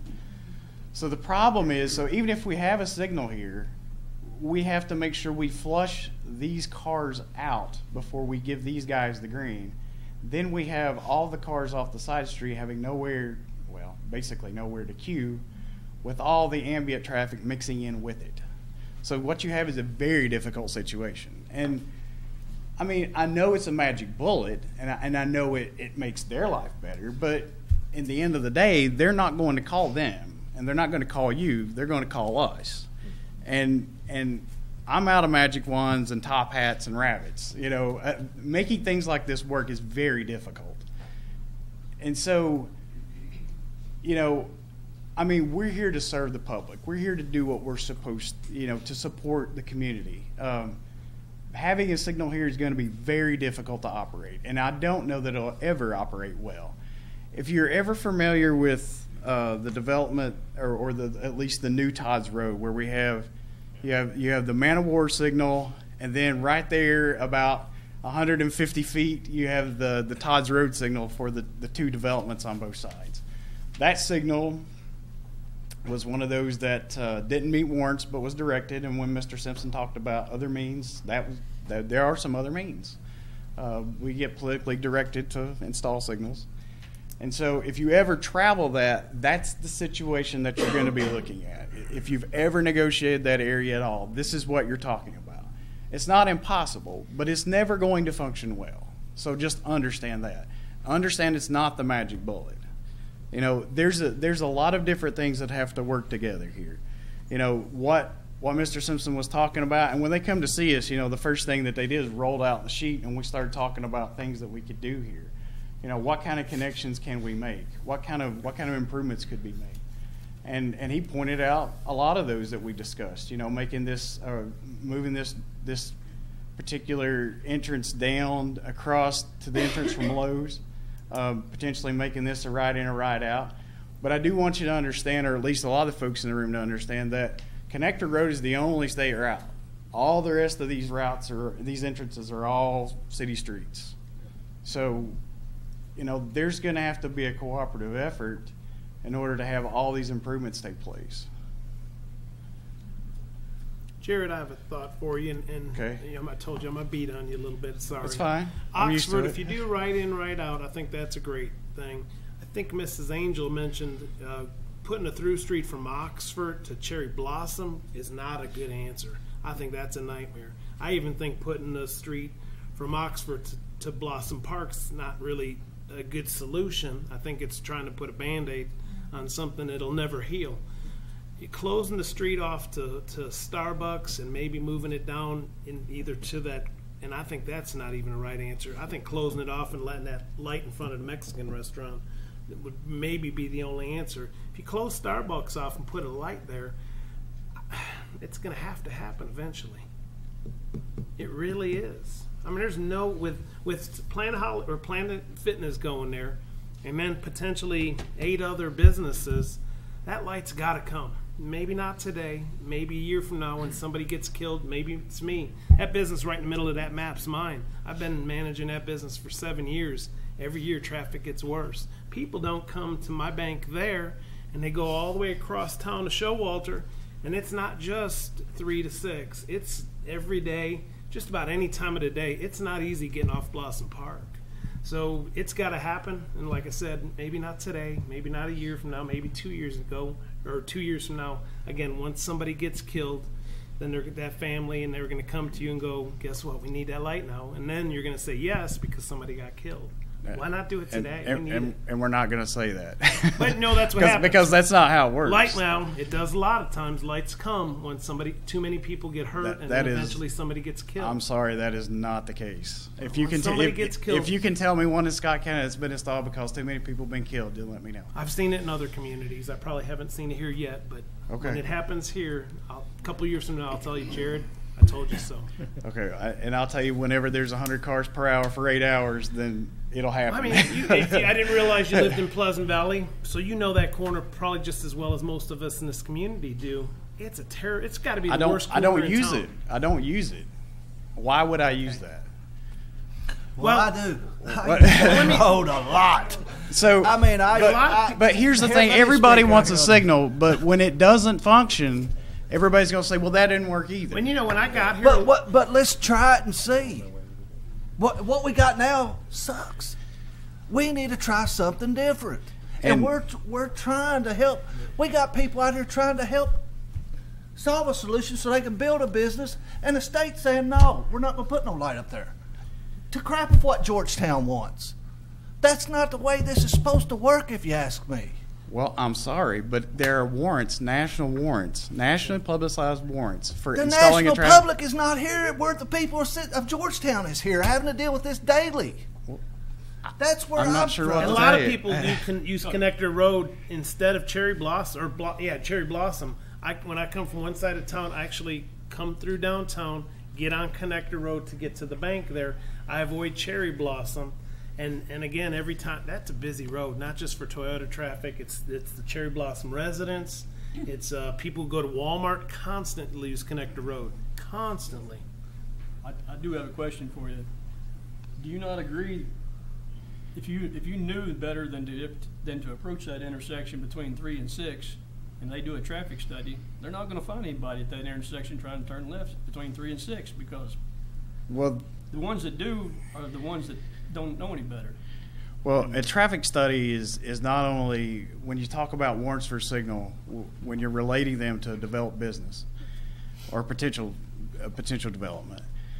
What you use are the ambient users, or the people that are using it today, and you add on those that you expect based on the development. So there's the Institute of Transportation Engineers publishes a document that allows you to look at the size of development and say, how many cars am I going to have coming in the morning, and how many am I going to have leaving, and then how many afternoon coming in and leaving. And you use those numbers to meet warrants for a signal when it's a potential development. And we use those same things when we build a bypass. We look at those very same things and say, okay, what's the expected number of traffic here?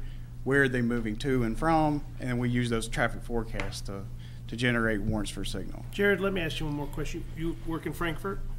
I don't. I work in Lexington. That's where our district office is. So how do you get to work? I exit Pleasant Valley onto 62, make a left at, what's that, gate 3, and then get on the interstate at the new interchange. Okay.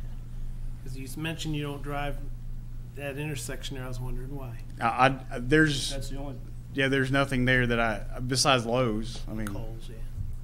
Any place you're trying to make a left turn, you're very limited in your options anywhere through there. If you try to make a left turn at Timberland Trace, that's terrible. They're all dangerous. Well, I mean, the layout itself is just not, it's not friendly. There's no main connection, and we've built 4 subdivisions now on Oxford, and there's no really good way in or out.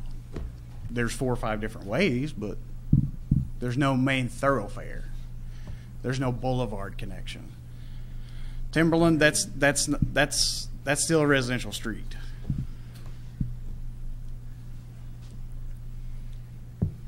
Thank you. All right. I still think if you timed that light right, where just as the light had turned at Cherry Blossom, and that traffic had cleared out, that's when it's time for this other light. Those two have to be timed together. That's when Blossom Park would need to be allowed to make a left turn, right, because you can't even get out of there. If you come out and make a right turn at certain times of the day, your only option is to get in the far right-hand lane because the other two left-hand lanes are already occupied. Jared, I have a question for you, and it's maybe more of a legal question you may not answer. How do we appeal your decision or the state's decision to not put a light there? Or Charlie, is that a question for you of me? That's something. First off, let me ask you or answer the first question you asked me a little while ago. How can we put pressure on these guys? We've worked with them for years when I was in the city attorney's office as well as here. We've never been in a position where we could dictate. He said there are some political discussions in some places. I'm not sure we ever had any of those. So I'm not aware of any way to do that. We've always really had very good cooperation, however, and we've never been in a position then to say, all right, how do we appeal that? The only way I would know about is to go over the gentleman's head, which would be a political kind of thing, and we've never been in that situation. So, I mean, I really can't answer your second question. I don't know. Other than, and again, I'm not, no offense, I apologize if I'm coming across kind of strong, but I think the names Mark McCain and Mr. Simpson and everybody presented a great application. Love the diagrams. We're growing. There's no stopping us growing here in Georgetown. Problem is, this is zone B5. It's been B5 for 17 years, like John said. You know, they're being great neighbors and applicants, willing to put a couple rows of trees, willing to put a fence, and they want the light just like the city wants the light, just like the commission wants the light, just like the applicants want the light. I just really think we have to have it. And if you look at some of the other empty, vacant spaces around, commercial, zone commercial, more and more is coming. We're going to double in size. I think the year is 20 to 25 years, we're going to double in size. And unfortunately, with that's coming more lights, more traffic, and Connector Road's a busy road. I don't disagree. Just ask yourself how much you like traveling down Nicholasville Road. Just ask yourself that. I understand. I mean, and I that's, like Georgetown more than I like Lexington. And there's a lot of reasons why folks decide to sell their houses in Fayette County and Mojave County. I mean, there's reasons for that, and it's like that. And I'm not saying that I'm just saying it's very difficult. And the problem is when everybody approaches the fact that a signal will fix it and it's the magic bullet. It is not. It is a tool. It is a tool to control traffic, all right? And the answer that you get there may not be the one you want. Just be sure you understand that. But the easy thing is, if you put it in and it doesn't work, you can always take it back out. No, it's very difficult to have them removed. Very difficult. So let me explain how this works. We either use development plans or traffic counts, which are our current users, to justify warrants for signals. Okay, once we see whether, let's say it meets signal warrants, we send that request up to our central office in Frankfort. They send it up to the state highway engineer. So only the state highway engineer can approve a traffic signal. Then they send us a memo back telling us, hey, this has been approved. You may proceed with the installation. It's not as local as you think. It's using a national manual, a national uniform professional engineer's manual to make it a professional engineering decision, and it's approved by the state highway engineer, who is a professional engineer. And once it's there, we can't make the decision of, well, let's just take it out. It's there forever, unless there's something that occurs.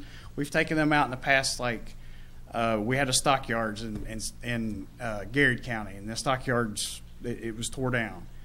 No longer met warrants, so we removed it. Some of those issues, but it's not a trial and error, and it's not a feel or a decision or an observation. It is hard numbers based on engineering studies and engineering facts. Unlike Garrett County, though, I don't think the population's going to ever dissipate in that area. No. And you're right. Once it's there, it's there. I mean, they're forever. I mean, and that's so. Just understand, it's not a magic bullet. It is a tool, but it's not a magic bullet. It's not going to make everything all right. It's not going to be all rainbows and unicorns. I think it would help, though. So on your suggestion, we should approve this application, knowing it's going to put more traffic onto here, and then hope that it'll put enough traffic we can get a stoplight there one day. I think that's a decision that you have to make. That's just what I heard from you just a second ago. If that's what you heard, that's what you heard. But that is why you sit on the commission. I'm here to give you engineering facts. Because we've got an applicant here that's already stated they're having a hard time getting businesses to locate here because of the traffic. I guess it goes back to that. That could be an opinion. I could say businesses are not coming there because they don't like the lay of the land. I mean, I don't know. I mean, that could be too. But it's just like, if you build it, we'll finally get what we need. You know, it's just we got to stop somewhere along this road. And trust me, I'm against all this until the road gets fixed here. Truthfully. And I think someone made that point that sometimes we have to build the facilities first before we have the development. But unfortunately, that's not how it works. And I understand every state and local government's broke. So that makes somebody go broke pretty quick. But I just don't know what the state expects us to keep doing with all these businesses wanting to locate on Connector Road, and we have no say-so on it. No solution to the problem. We have no say-so. We asked for a right-in, right-out only at Buffalo Wild Wings and got flat turned down. Because state said, no, you can have whatever you want right there.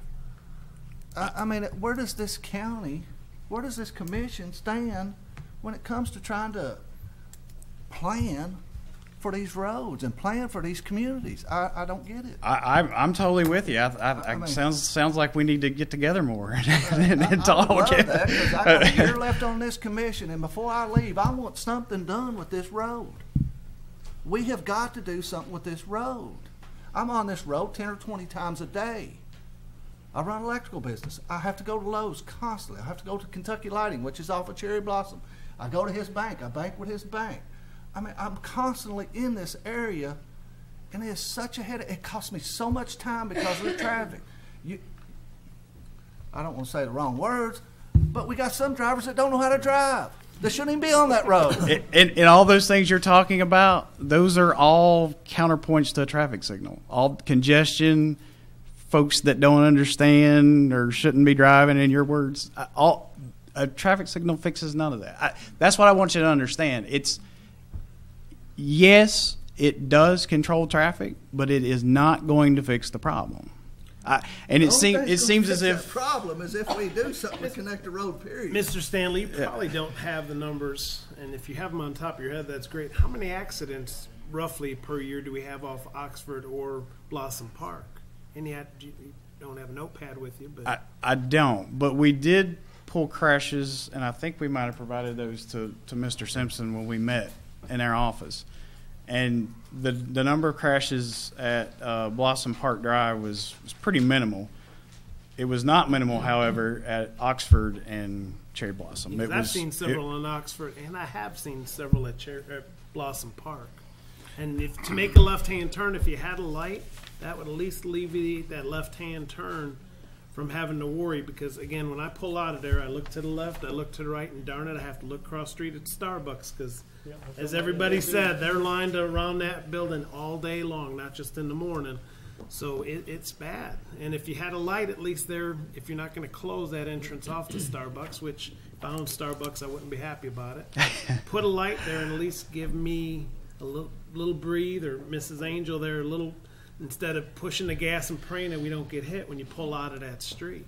I think a light would help, and then I'm sure, and I've seen them, where lights could be timed that light and the light up in the corner of Cherry Blossom change the same time, and we're, it's good.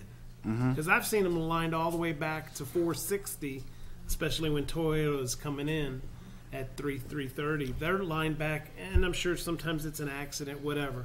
But I've seen them lined all the way back to the Shell station on 460, and I'm Absolutely. And then that's why I want you to understand what you're asking for. You're asking for another device to intermittently every, let's say, 120 seconds. Could you not sync it though with the cherry blossom? We could, but Right.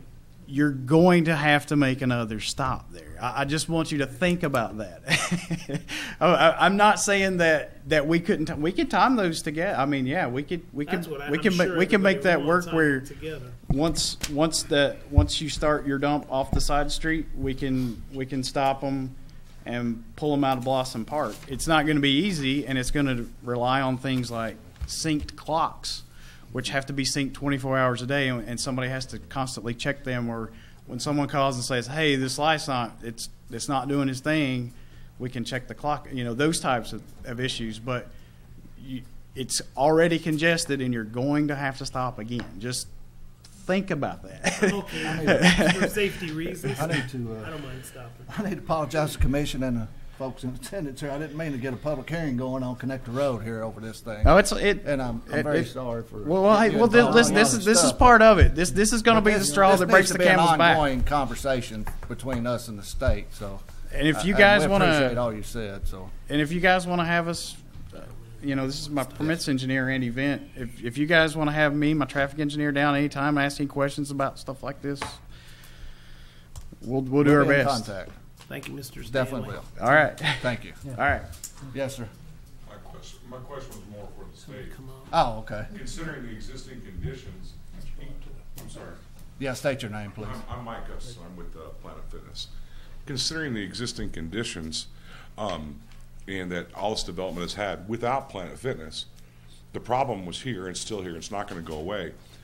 But all we got from the state was, don't put a lot in. We never got any ideas of what we should do or what else you can offer up. I mean, obviously it's easy to say, no, you don't need a light, no, we're not going to give you a light, you're not justified. We don't justify, that our intersection is not justified for a light. But what else can be done here at this? It's a state road, correct? Connected road. Yes, right? And obviously as developments come onto the road, we keep on feeding it. We're going to build more, it gets more traffic.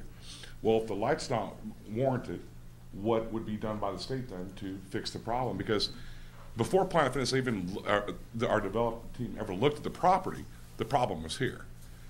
We did do a study, and Bruce has the study. We pulled the data on how many crashes and deaths were at these intersections. Unfortunately, it's not data I wanted to read about, but he told you everything we couldn't do, everything he wasn't going to do, but he didn't give any scenario to anyone that I heard about maybe you should try. Have we thought about it? We could do this. That's what I would look for out of the state. And the reason why I say that is because we have situations like this in Elizabethtown where we have a support center that employs 150 people. I work in downtown Louisville, and it's bad. I live in the east end of Louisville, and there's issues there too with massive development around where I work. And I'm backed up, and it is by a Ford truck plant that lets out at certain times. But ironically too, there's a railroad track there. I'm like, this is horrible. Something happens. But I have a lot of ways to get in and out, But the thing is they are working to do something about the train and 4-lane now in Louisville. But here, this has been going on from what I can see since 2003, Connector Road 2007. But he still never offered anything. Offer something. I mean, you want to reply? Nothing's changed with the traffic. The lights. You made some key points there. Is several different ways in and out. The problem with all this development is there's only really one way in and one way out. And yes, we did tell you we prefer not to have a signal. What we would prefer is to have some other access points somewhere along this property and somewhere to Cherry Blossom. I know that in the long-range plan there's been talks about, well, you can't see it on this map, expanding Lexus Way from the interchange where it meets Cherry Blossom on around. That would be a great relief valve for a property like this. As would between Applebee's and the office park there's been talk about a right in, right out. Yeah, right in here. It would be tight. but they're a right in, right out here somewhere as a relief valve. And that's the problem that we see here is that we don't want to rush to judgment and say, well, let's just put a signal there that, that way people can get out of there. Well, what other improvements can we make where we don't have to have this device that already stops traffic on a very congested roadway? And then add to that the traffic that's going to be generated by this development when it's fully developed. And this is a complex problem. This is not a one-person problem. It's a several-person problem. It's a several-entity problem.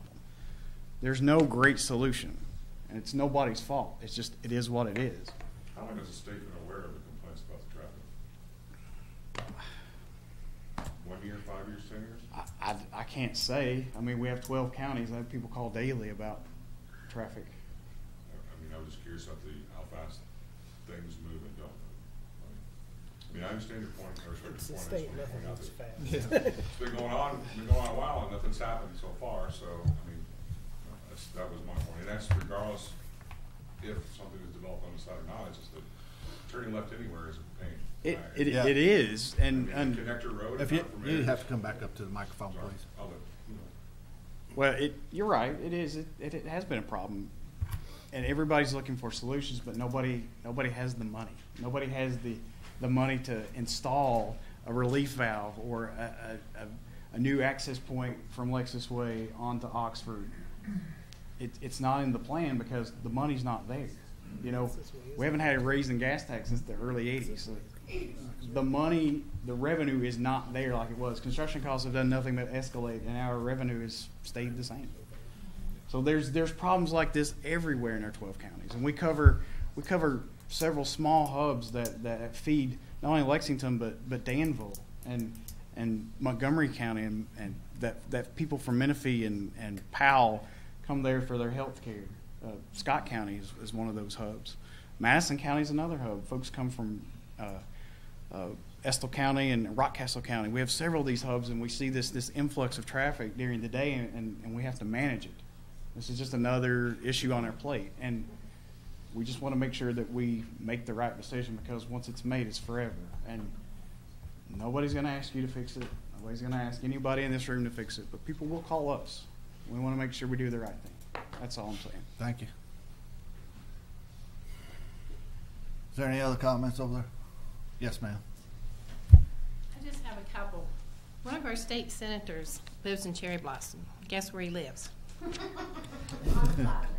On Spyglass. Right across from Just a thought, and just a little thought there. The other thing is, I'd like to ask and go on record as asking if they could put in juniper trees instead of pine trees. Pine trees tend to shed needles and look ugly. Junipers, we just took out a whole row of them on Clubhouse Drive because people were about to get killed. They grew up so thick, so tall, so close together. They were beautiful, but we couldn't see the traffic coming. And so we took them out and put in cherry trees. I think they said they were willing to work with you guys. Yeah, okay, and that's what I'm saying. But I heard him say pine trees. And I just wanted to go on record to ask, please, maybe alternating juniper trees with the wall, so the neighbors can see the trees, not the wall. Mm-hmm. And we told them they could put up 6-foot fences. We didn't tell them they had to. We just gave them a choice since, they live out there. But I just wanted to mention that and go on record. It's asking for junipers, which are full. They grow very nicely in that neighborhood, and that might be a solution to it. So. Thank you, ma'am. Somebody else had their hand up over there, I'd like to respond to the gentlelady's point about the species of the tree. Certainly, that's something we'll meet with the neighbors to get a consensus of what's best. From my own personal experience, white pine trees planted close together, you can't see anything, but they're going to be their screening, so whatever is effective and appropriate for them is true. You all have cross-examined the state folks. Let me say this, but I've worked with District 7 folks for many years, and they are top-notch professionals. They base their evaluations and assessment on what they deem to be from their professional backgrounds in terms of the standards that govern decision-making on these things. They don't have any personal stake in these things. They didn't have to come here tonight.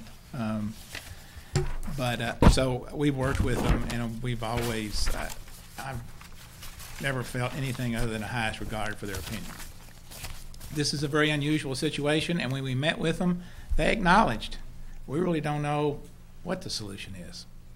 Well, so what do we do? If we do nothing, Georgetown's growing, going to double in size, this problem's going to get worse.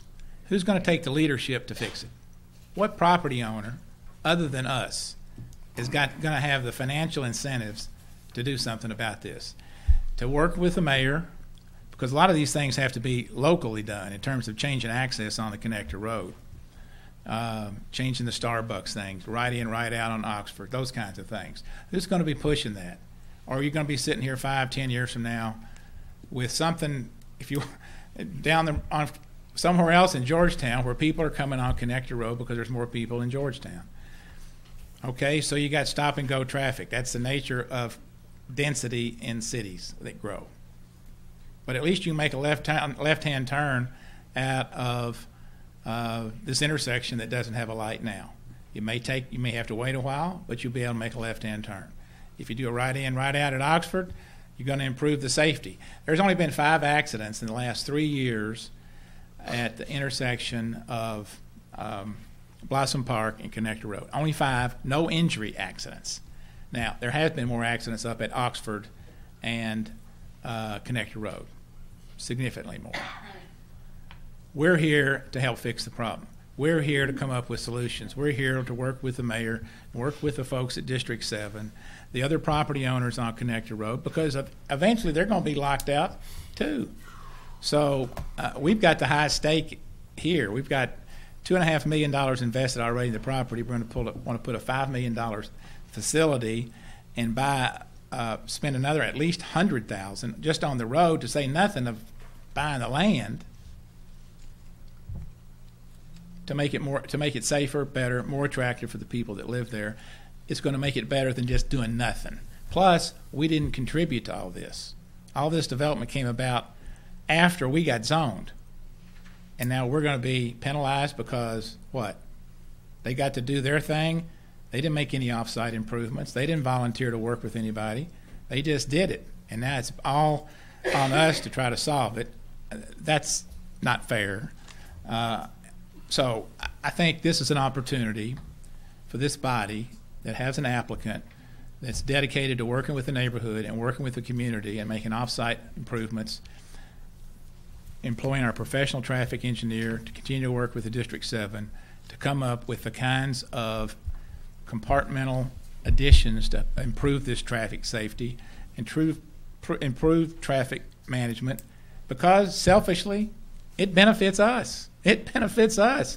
I mean, we're highly motivated to fix this. You don't have that with any other applicant that's come before you in 17 years. So I would look at it as an opportunity, as a corrective measure on a problem that is only going to get worse without our leadership and commitment, which we have expressed to you tonight and which the folks at Planet Fitness have vouched for and what they've shared with you. So, thank you for your time. Thank you, Mr. Simpson. Anyone else up here on the commission have any more thoughts? I kind of agree with what he said, that there are pros and cons to this. I think this could turn out to be a blessing in disguise if some of these traffic problems get worked out. But I can't. It does bother me a little bit that a 24-hour business is going right adjacent to residential property, very nice residential property. Okay. But I can see why there's nothing in here saying that we don't have a say in where they locate. This is all B5 zones. There's nothing that, to my knowledge, that restricts this from being 24-hour businesses. And I think if they do a good job with this landscape buffer and get the lighting right, I hope it won't be a detriment to the people on Spyglass Drive.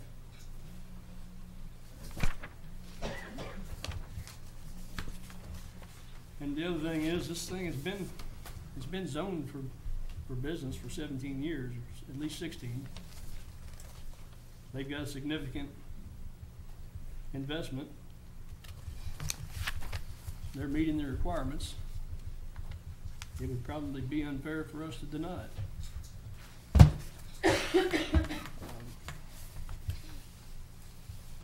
I do hope that we can somehow come up with some solutions to the traffic in that area, though. Because I think everybody has passed the buck for the last 15, 17 years on Old Oxford, on New Oxford. Everywhere you go, if you look at your options coming out of Cherry Blossom, Blossom Village, Payne's Landing, all those are better at making right turns. There's very, very few places that you can make a left turn out of there to come back towards town safely. And I think we're down to very few options now. One will be the continuation of Lexus Way over to Old Oxford. If that doesn't happen, I don't know how we're ever going to get a decent outlet out of there. And I think this light could benefit as well if it's done right. Light at Blossom Park and Connector Road.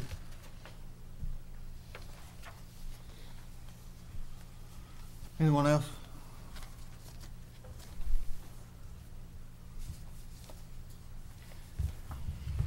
Charlie, so, let's see, Oxford and Blossom Park.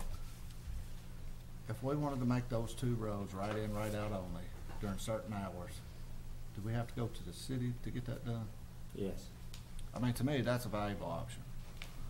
Instead of a light, have a right in, right out only on those two roads during certain hours. Because you get past 6 o'clock, it kind of clears up a little bit up there. And I think that's just a valuable option that we should look into. And again, a temporary solution, though. But at least it's a solution. Would that be one of the conditions that you'd want?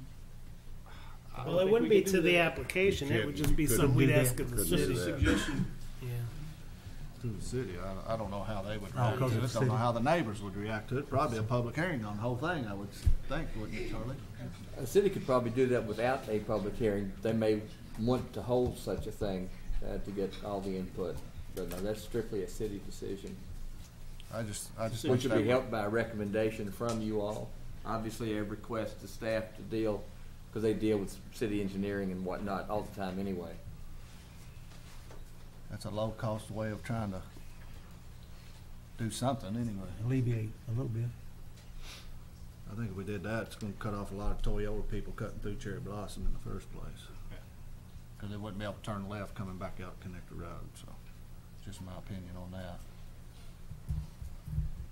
That's the only And comment. we should I point have. out to the public here that one of the conditions, this is only the first step of this development. Planet Fitness is it's phase 1. So anything going forward, this is a larger development than just Planet Fitness.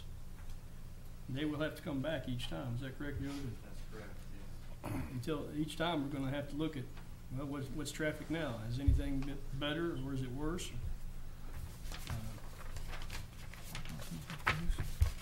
So the good thing is we aren't just writing a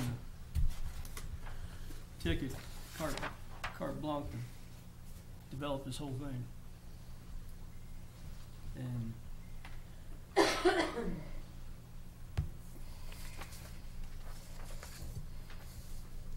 I would like to add one more condition, if What's it's okay, is to bring it back to the full commission for the final development plan. Final development. Just wait to make sure that the folks along Spyglass get satisfied with the tree species and all that stuff. If that's okay. Would that be okay at that? Fine, absolutely. Thanks, sir.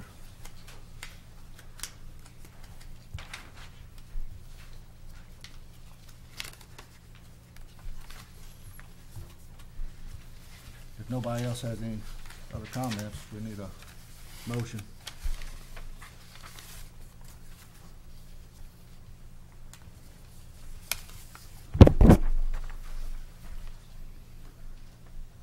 Joe, did we have condition number 9 at the workshop?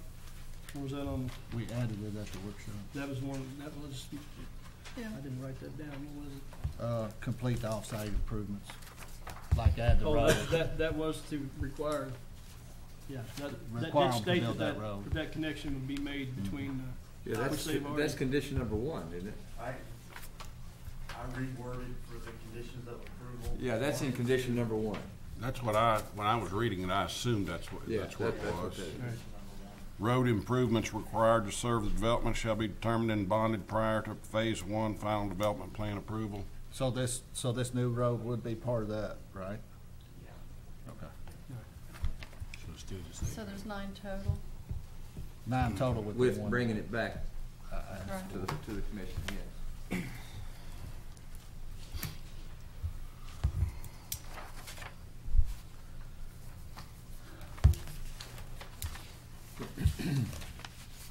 Anyone have a recommendation? Mr. Chairman, based on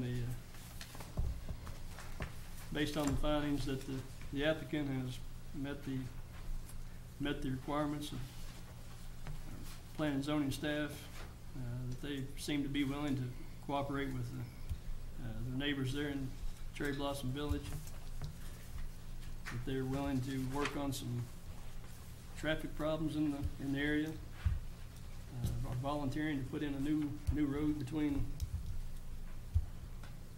Oxford Drive and Blossom Park Drive. I would move for approval, PDP 2017-47. We have With the 9 conditions. 9 conditions. We have a motion I'll by Mr. second. By Mr. Smith. We have a second by Ms. Mizell. We'll take a roll call vote on this, please. Mr. Solsky, Yes. Mr. Moran, Yes. Mr. Shirley, Yes. Mr. Cannon, Yes. Mr. Caldwell, Yes. Mr. Smith, Yes. Ms. Mizell. Yes. Chair votes no.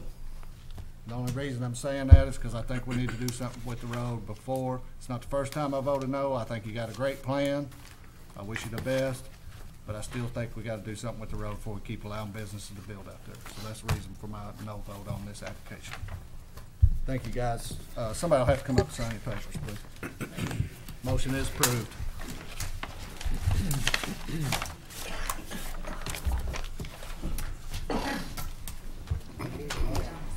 Y'all need a break? Yep, I am. You want him out of his shoes. I was thinking, I couldn't. Hey, Joe. His feet over on the side of the steel one. We're gonna take a 5-minute break real quick. 5-minute break. It's a great application. We'll just get there.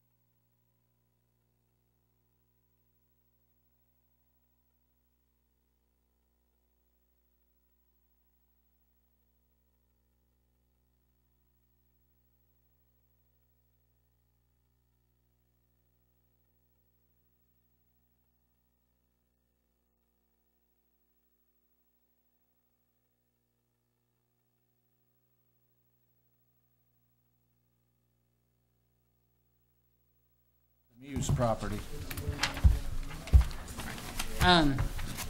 So this property is roughly 17.5 acres in size right now. What the applicant is proposing to do is subdivide about 5 acres off of that. So what you'll be left with is one 5-acre tract and one tract that's about 12.5 acres in size.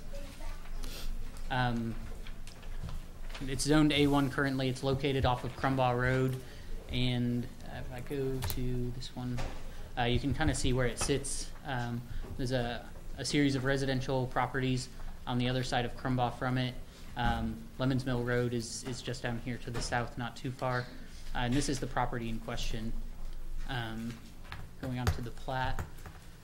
This darker line that I put in here, I probably should have gone with a different color just to make it stand out more, but this is the property subdivision line that they're looking to do, or to add in. So you'll have tract 1 here of 5 acres, and then the larger tract 2 over here that'll be 12.5 acres in size.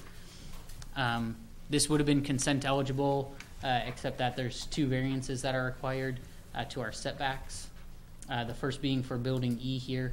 I talked to Joel Day earlier in the week. He says this building actually sits 2 feet from the property line. I think in you what? He says that it sits 2 feet from the property line. I think in the staff report I put that it was 0. And then I'm not entirely sure. I think this building scaled out to be about 30 feet from the property line. In the A1 zoning district, all buildings are required to be at least 50 feet from the property line. So creating this or adding this subdivision line in this proposed location would require variances for both of those buildings, should you choose to approve it. I am recommending approval of this application. The plat has, all the correct setbacks shown on it. There's not really any issues with subdividing this property other than the variances that they're asking for. Both tracks already have entrances onto them. There's utilities at both sites already. I'm recommending approval, including approval of the 2 variances that are required, with 7 total conditions, most of which are very, very standard for subdivision plats like this. Really the only unique ones to this one are conditions 5 and 6. Mostly the condition 5 being that on the plat that comes to us with signatures should list out the specific distances that these 2 buildings requiring variances are from the new property line, and then the condition 6 being that just sort of a condition giving the property owner the understanding that those are the only 2 buildings that are exempted from the setbacks. Any new construction would obviously have to abide by the setback, the 50-foot setbacks. Got it? Mm-hmm. Does anyone have any questions for Matt? Don't guess so. Thanks, Matt. Right. Is the applicant here to speak?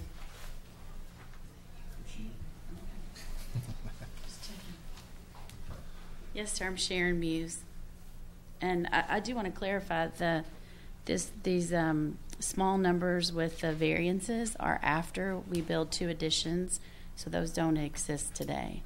And I did not realize there was going to be is there a 2-year number 7? Does that say that we have to complete both of those additions within 2 years? No, it just means that you'd have to record the final plat within 2 years. Oh, okay. I don't have any questions for you. Do you have any questions for me? In agreement with all of them? Yes, all sir. the conditions? Okay. Does anyone have any questions for the applicant? Don't think so. Thank you. Thank you. Does anyone else want to speak on this application? Any more comments from us? Mr. Chair, I would like to propose that we accept this final subdivision plat with the 2 variances and 7 conditions. I'll second that motion. We have a motion by Mr. Shirley. We have a second by Mr. Solsky. All those in favor say aye. Aye. Those opposed, motion approved. Thank you.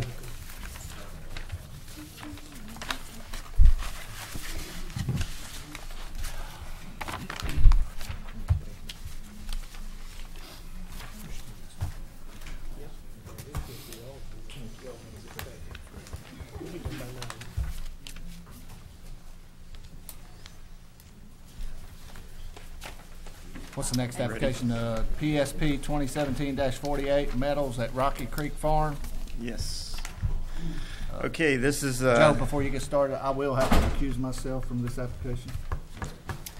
Mark, take Yep, over. gotcha. all right. This application is a request to amend a preliminary subdivision plat for the front part of Rocky Creek, around along and west of Falmouth. This is the area of Rocky Creek subdivision that was originally proposed for multifamily, either townhomes or apartments. Dominion Homes, when they had it, they came back and amended the plat for this area and proposed single-family homes instead of apartments. So the request tonight, two of the conditions of that approval at that time was to extend Kendall Drive to the property line to the west. So this area is commercial. It's the old, it had a development plan approved at the time for a large retail development with a couple big box stores and outlots. So all this area, this former flea market property, had a preliminary development plan approved at the time. It showed a driveway along this property boundary from 460 back to the parking lot in the rear. We requested that Kendall Drive be extended and stubbed out to the property line for a future connection, just so we have some connectivity in the area, because the rest of the subdivision has no connection to the west, to the adjoining undeveloped property. So that was one condition.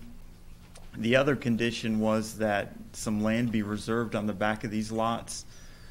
So if Magnolia Drive was ever extended, and I think you can see Magnolia Drive, the edge of it on this, well, maybe not. Magnolia Drive ends at the Mill Apartments behind Kohl's and Lowe's. It's here. Finley property back here is undeveloped. It's a flea market property. The Northeast Georgetown traffic study, which we've talked quite a bit about, it had one of the, I guess, proposed projects to alleviate some of the traffic congestion in the area was to extend a road over from that connector road area where at Walmart over to 460 to allow another connection, to allow traffic to flow either to the east part of the county or incoming traffic to avoid connector road. So because of that, and because Rocky Creek was largely built out with no stub connections or no through area for through roads, we asked that and to align, this is the property right here. It basically, this is the southern border of it. We asked that they reserve a section of land so this road, if it was extended, could come through and whip back around and hit 460 somewhere in between these two existing intersections. So two of the conditions were that this area be reserved for future right-of-way and this stub connection happen. Well, a lot has changed since this was first approved. Bluegrass RV, well, somebody has purchased this site, amended that original preliminary development plan, so there's no big box retail currently proposed here.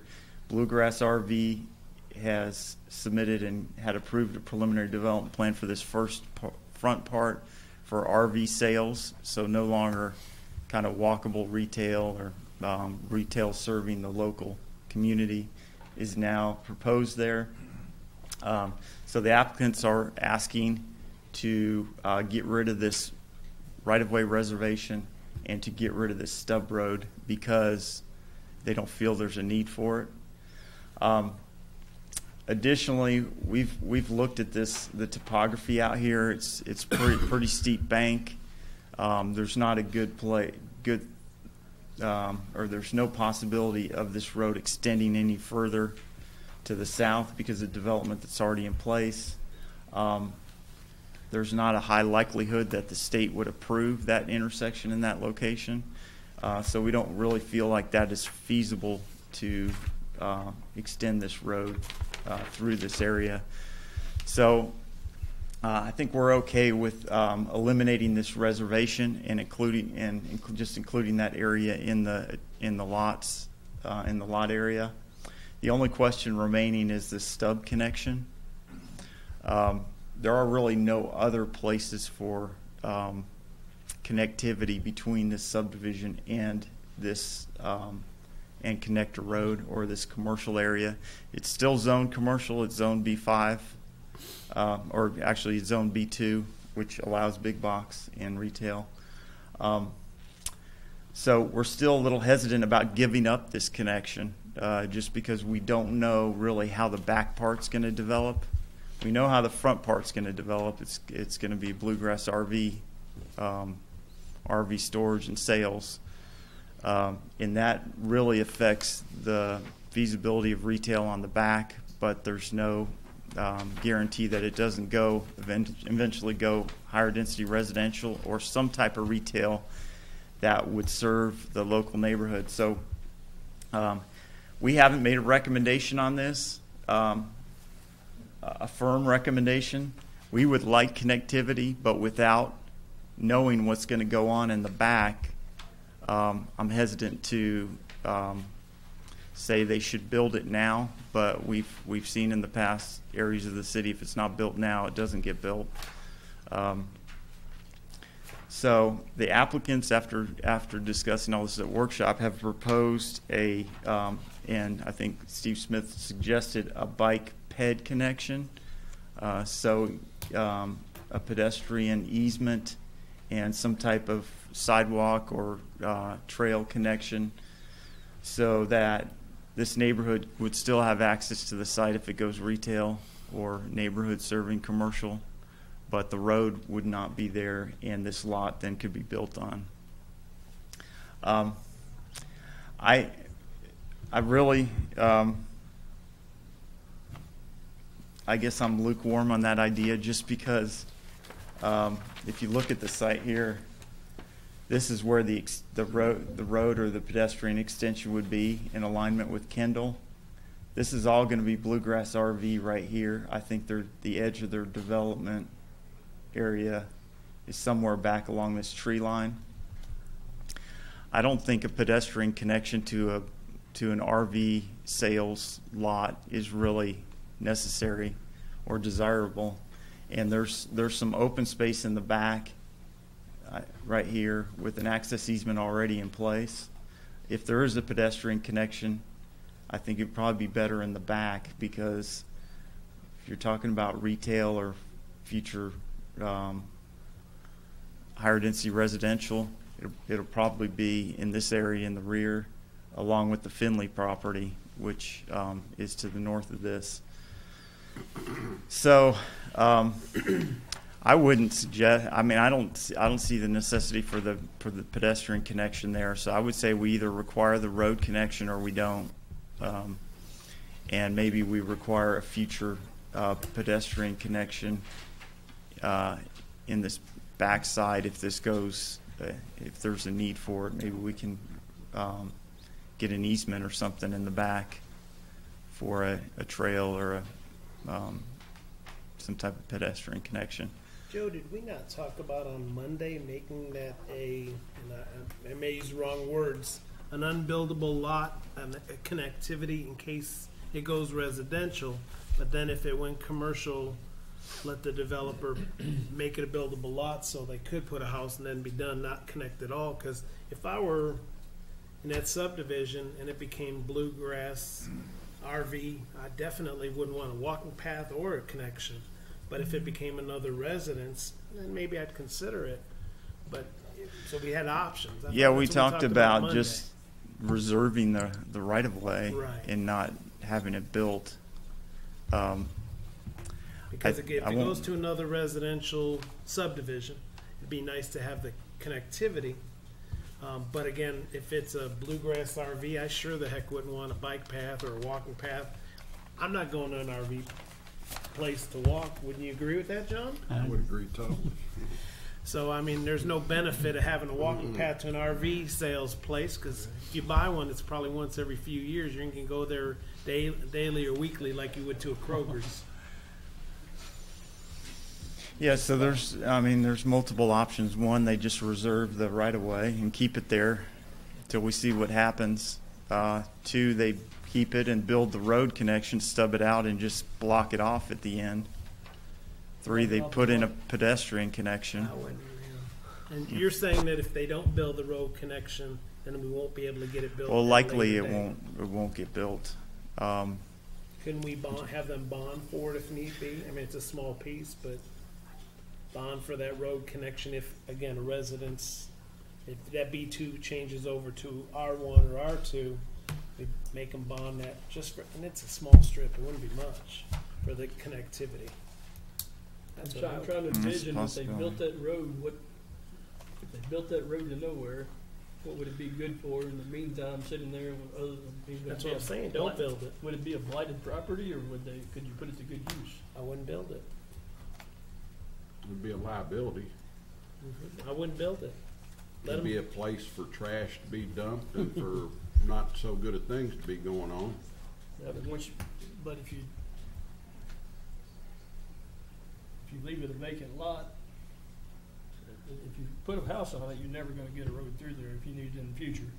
And once you turn that into a lot, you're never going to ever have that potential connection through there, depending on, if Bluegrass RV was to sell this and it became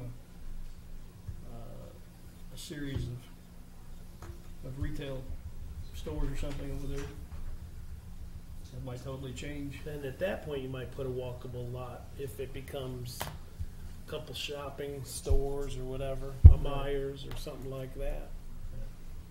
I'm sure the residents would appreciate a way to get to their walking or biking, but not to a Bluegrass RV place, they wouldn't. I mean, I think what we had talked about is that if that ever did become residential, that would be the only reason to connect those two together. Joe, what are your recommendations? Because you said you didn't care for a walking path. Well, I would say allow the road reservation to go away, combined in the existing lots. I would say keep the road right of way. Maybe make it a non-buildable lot, but don't require the road to be built at this time, but revisit it in a certain period. Could that be maintained by a homeowners association? And just keep it as park space for now. And they did that over at Bradford, between Bradford and Payne's Landing. Unfortunately, there was a stub, and now they are finally connecting it, I think. And that stub didn't really cause a lot of problem on the very end of Showalter. You know what I'm talking about, Joe? Now they're connecting it. Yep. Yeah. So. Well, you may change your mind when you hear the applicant's presentation. There you go. All right. Thanks, Joe. Okay. Applicant? Thank you all. Nick Nicholson here on behalf of the applicant, Ball Homes. I'm not going to lie, I had a whole lot to say earlier tonight, but I think everything got said for me on why we do not want this connection to go all the way through to Connector. There's absolutely no reason to basically take a neighborhood that is not experiencing the type of cut-through traffic that the rest of the neighborhoods around Connector currently are and forcing it through here. This is a local road that just, it can't handle the type of commercial cut-through traffic that would occur if this ended up basically stubbing into Connector, which is exactly what it would end up doing. The reason why we recommend a pedestrian connection, it stemmed from the work session with you all. We understand the staff's desires to have connectivity. If that did develop into some type of neighborhood-friendly use, we can see that being a great benefit for this development to be able to walk to that development. We just are very adamant against vehicular access.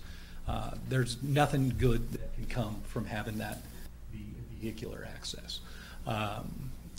If the concept that you all are discussing now about making that a non-build lot comes into fruition, kind of two things. One, if it's with the idea that eventually that will become vehicular, if it does develop into a neighborhood-friendly commercial use, we're going to be back in this room for another 3 to 4 hours fighting that connection, because people are going to be able to say they never would have dreamed that that connection would have come through.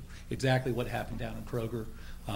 There are a couple different examples around town where even when a stub street went directly into a field, neighbors were saying they never would have dreamed that would have connected. So if you have a grass kind of, lot that's there, neighbors will always just assume, well, why would we have ever thought that would actually be a road connection?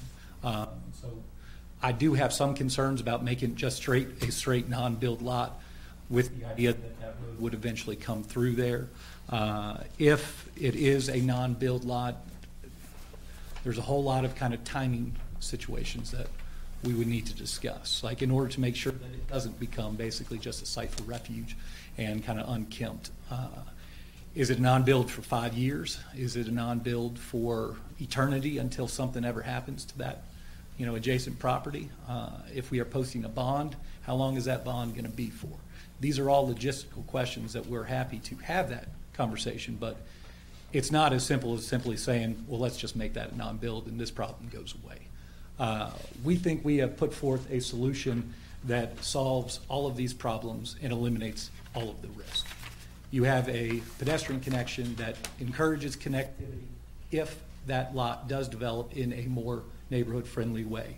So you have connectivity if you do desire it. It also, if it continues to develop the way that it does with regards to more of kind of an industrial side of the commercial nature, you don't have the type of commercial traffic that's coming through there. So you have no risk. If the worst situation is, well, we have a sidewalk that we probably aren't going to walk down because we don't desire what's there right now. That's not that bad of a situation. So we think that this is a great solution to prevent the problems that we just discussed on the Cherry Point shops for a couple hours, and it will also make sure that in the future, when the property, if it does come in as something that is much more heavy commercial, that you won't have that same fight again, people talking about a connection there and ruining the neighborhood. If you would like for me to get into details on that actual road, I am more than happy to do it. But safe to say, Kendall Drive, man, that can't handle commercial traffic. It's just too small. It's just not designed for it. You got driveways directly accessing it. You have parking on one side. You have access or intersection, issues. It can't handle the type of commercial traffic that would occur if that goes through the connector. I'm happy to answer any questions if you all have it. I'm happy to continue having discussions about possible solutions for this lot. So what you are proposing is to go on and make that a buildable lot, put a house on it, and leave a right-of-way for pedestrian and bicycle connection? Yes. And go on and build that? Yes, and go ahead and build that. Sidewalk or trail or whatever? Yes. It eliminates all risk.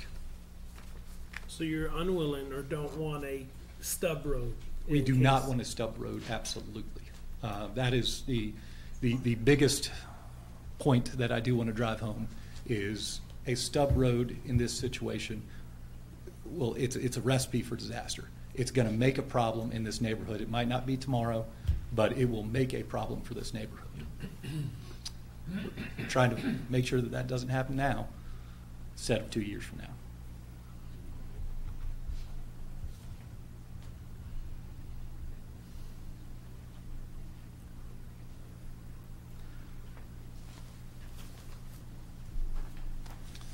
Thoughts, John? Thoughts? He's exactly right. My fault.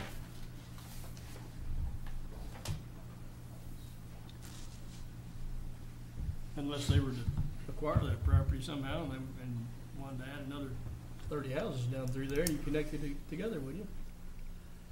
But you wouldn't have that opportunity if you don't leave a place to build the street there. The addition of the Bluegrass RV lot makes it highly unlikely that we're putting houses right back to that fence. Yeah. Who's to say that they don't move out?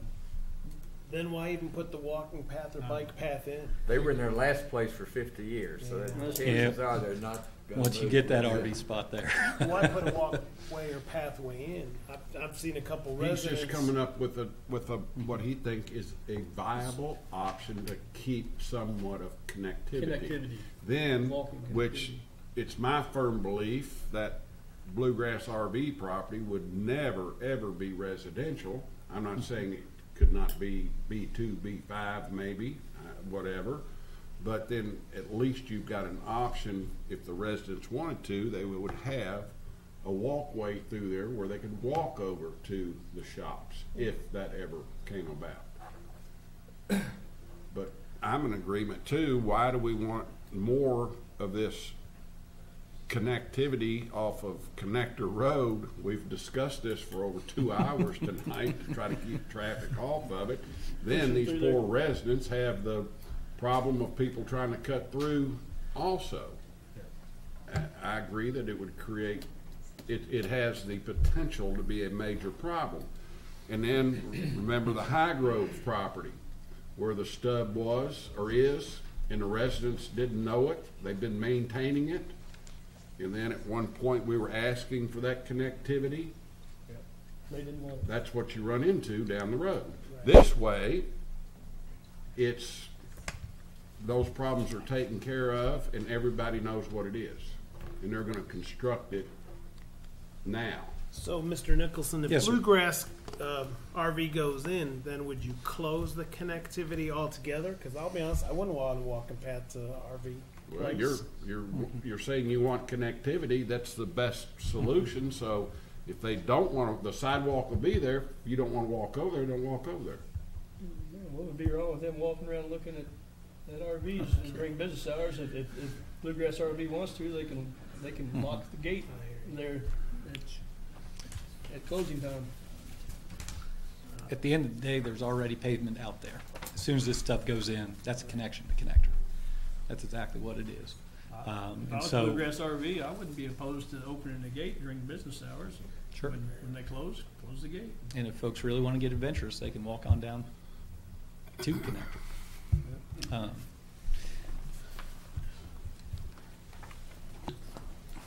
There is still the possibility for a kind of westernly connection on the property that's underneath from us, that's right on 460. I believe that is zoned commercial, isn't it? Quite frankly, a lot that's commercial, connected to a lot that's commercial with an access drive right there, there's your more kind of ideal connection that is not going to have an impact on the residential feel of this neighborhood.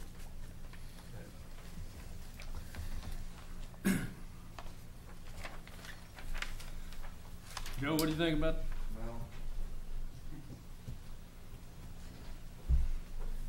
I mean, it doesn't seem like the side pedestrian connection is necessary, but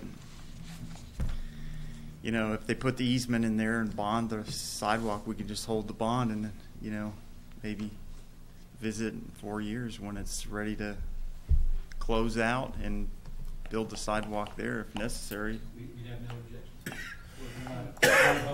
But I think I would rather go that route and hold off on the sidewalk and see what goes there. And if something other than an RV place goes there, maybe we do put the sidewalk in. But now I'm not in favor of putting a sidewalk into an RV park. I'm sorry.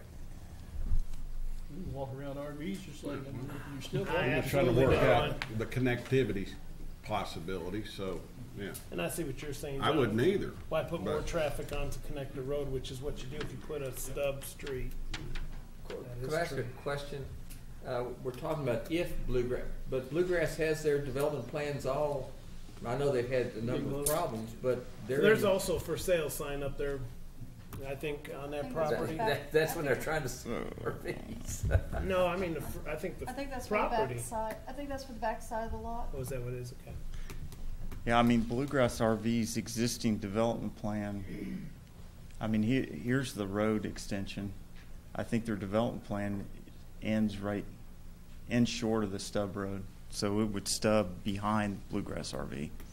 So it's not directly to the Bluegrass RV property, but So is there still. is that small chance that there may be a residence there? We don't know. Well, no, I was talking about residential mainly in the back here on the Finley property or in the very back. If this you know, because with the Bluegrass RV going in, you have more, you know, industrial scale commercial in the front, so that really takes all this area out of the picture for retail. I mean, for neighborhood serving retail, but I mean, it may still happen in the back, especially if the Finley property sold and some type of mixed use or high density residential goes there. It's planned commercial back here. It's planned commercial retail, but it doesn't have good visibility. So, I mean, I don't know what's going to happen back there. My initial recommendation is that there's no connectivity at all between Rocky Creek and this large undeveloped area. And there's, you know, if any of this develops retail or higher density residential, Yeah, I mean, restaurants in there, those people there's be glad to walk those restaurants. I really. So you're thinking maybe bond for a sidewalk again? That's small. well, my initial recommendation is just to require the connection or don't require the connection. I didn't recommend the sidewalk at all. But if you are going to require the sidewalk, I'd say don't require it to be constructed right away. Just require it to be bonded, and if there's not a need for it by the time this builds out, if you don't require it, just return the money. I mean, I don't know. We're happy to do that. Any question? Anybody in the audience here to speak against this application? In favor of it, either one. Or in favor of it, I guess. Anybody? Any questions from the commission? Then I need a motion. Mr. Chair, I'd like to make a motion to approve this proposal. We're going to have to change, I'm assuming, the conditions. Yes. The request is just to remove the two conditions of approval. My staff report recommends the removal of just the one, so you'll have to amend condition number one. Yeah, 1B just gets changed, right? Yeah. Instead of removing condition requiring a road stub to property, you would remove that condition but put in that they'll bond a sidewalk, pedestrian connection. I don't have a 1B on mine. I didn't add a 1B. There's only a 1A. You must have a revised. I've got a 1B. Well, I put it in there because I anticipating. Well, I like mine. Well, your conditions of approval say, number one says all previous conditions of approval are in place, but remove the requirement that the land be reserved for the future roadway. Correct. As it's written, the stub road would still be required if you approve it with these conditions. If you don't want that requirement in place, then add a B that says stub road connection, extension of Kendall Drive shall not be required as per previous condition of approval. But they were talking about adding, though, the condition that they bond the sidewalk. If you want to add the sidewalk, then that'll just Well, amend what we do the. is reserve a pedestrian bicycle connection rather than a vehicular connection, or reserve that So possibility. I would just add a condition 7 then that says. Why don't I just tack about the end of 1B? Because removing street connection and instead a pedestrian Bicycle and bond a sidewalk. Okay. So your motion? So my motion is obviously a combination of all that. Since it's on the record, I don't think I need to try to repeat it. Okay. I have a. Okay, second it. We have to do a roll call, correct? I think we do need to be clear that this is gonna be a buildable lot, right? Yes. It's gonna be a buildable lot with a. There's a pedestrian easement. Well, That actually, was you're not my affecting a intent. buildable lot. There's just simply going to be a reservation of a pedestrian than bonding a sidewalk, so they'll use whatever the other land is. Do we need to put timing on Bob's motion, or is it understood? Steve seconded. After everything's built out, the bond goes away. How about we just leave it where the applicant can just come back and say, we're approaching build out. Can we either build it or get our bond back? Yeah, release the bond. That's fine. So we've got a motion made by Mr. Shirley and a second by Mr. Caldwell, and we have to do a roll call. Can I read Yes, 1B sir. just to make sure Sure, that we're all please, talking the please. same thing?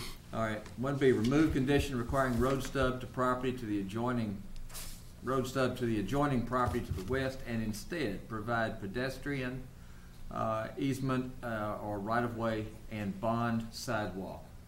And then implied in that is you just come back when you all feel it's appropriate and say, can we release it or build it or, Yeah. All right. So I'll do a roll call.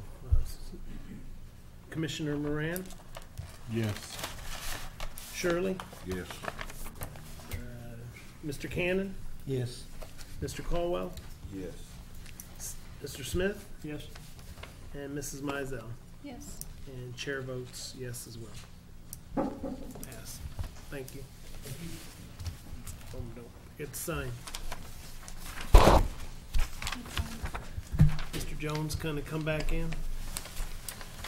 Or did he leave? There you go. He was napping. Nice nap. I was trying. That'd be easy to do. I hear you. All right, we ready? One more to go. Next right. application is PDP 2017-49 High Grove. We need somebody to sign. Amended preliminary development plan. Okay, the next application is an amendment of the High Grove preliminary development plan that you approved in July. This is located west of Eder Lane, south of the bypass, next to Gano Baptist Church.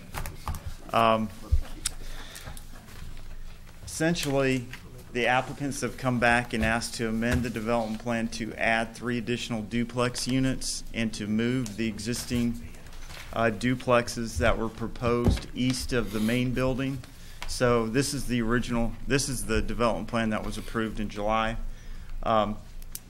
It included this area of duplex retirement cottages to the east of this main building, and then it had some of the cottages on the main road coming in, and then around this pocket park to the west side.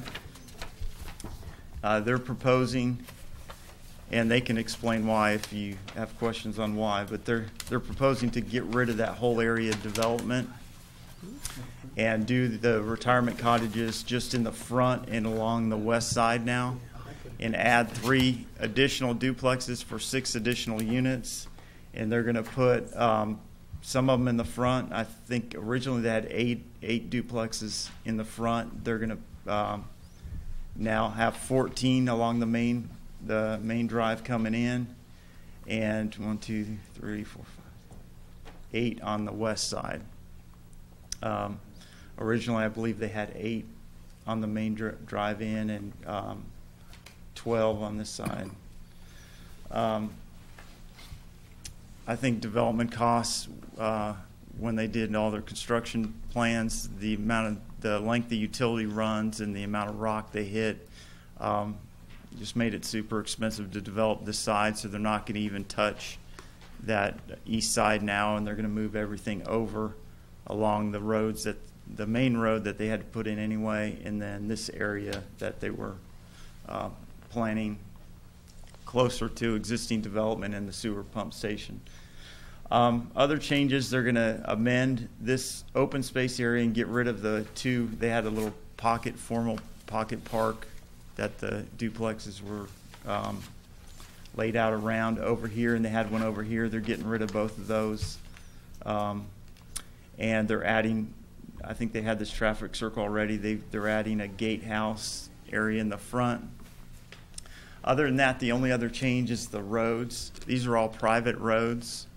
to be privately maintained and never dedicated to the city. But we do have, and looking through our subregs, we do have a private road standard, and this is mainly for private streets and residential developments. But there is a 25-foot minimum pavement width for private roads. So we didn't call it out before because this is more of a like an apartment type situation where you have all private maintained infrastructure. But I do think we should call it out as a variance. So I've added that as to the conditions of approval, that we will have to approve a variance to the width of the streets just because we do have that private road standard. But the other change is that this main drag will still be 24-foot width as it was before, but these secondary roads, they're asking for a reduction to 20 feet in width. And on the previous plan, they were 22 feet. So still private, still have to get approval of the fire department for access for emergency vehicles. But now it's 24 feet and 20 feet on these secondary instead of 24 and 22. So to summarize, the changes are add 3 duplexes, 6 total units, move them away from the east side of the main building to the west and to the front, and reduce the road widths from 24 and 22 to 24 and 20. We are recommending approval with the variance on the road widths and 12 conditions of approval. And these 12 conditions follow the previous conditions on the earlier plan. There are no other changes proposed to the plan.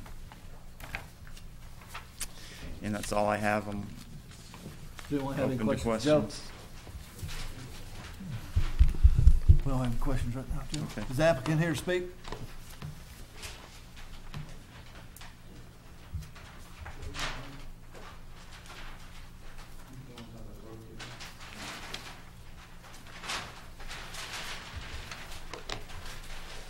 Good evening. Carl Schneider. You need my address? Right here. 150 East Broad? Okay.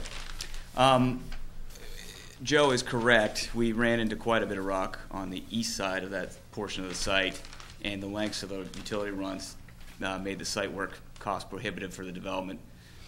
So we went back to the drawing board and added the 3 additional cottages, obviously for revenue, but also to help reduce the amount of acreage that we were disturbing, which brought our site numbers into line. So that was the main reason why we chose to eliminate the ones on the east for now and focus on the main entrance coming in as well as the west side of the site. The one other thing we were hoping to talk to you tonight about, I guess, was the connection road to Eder down this, here's this pointer, the one down here. We have 2 roads there, and I think each road is about 14 feet.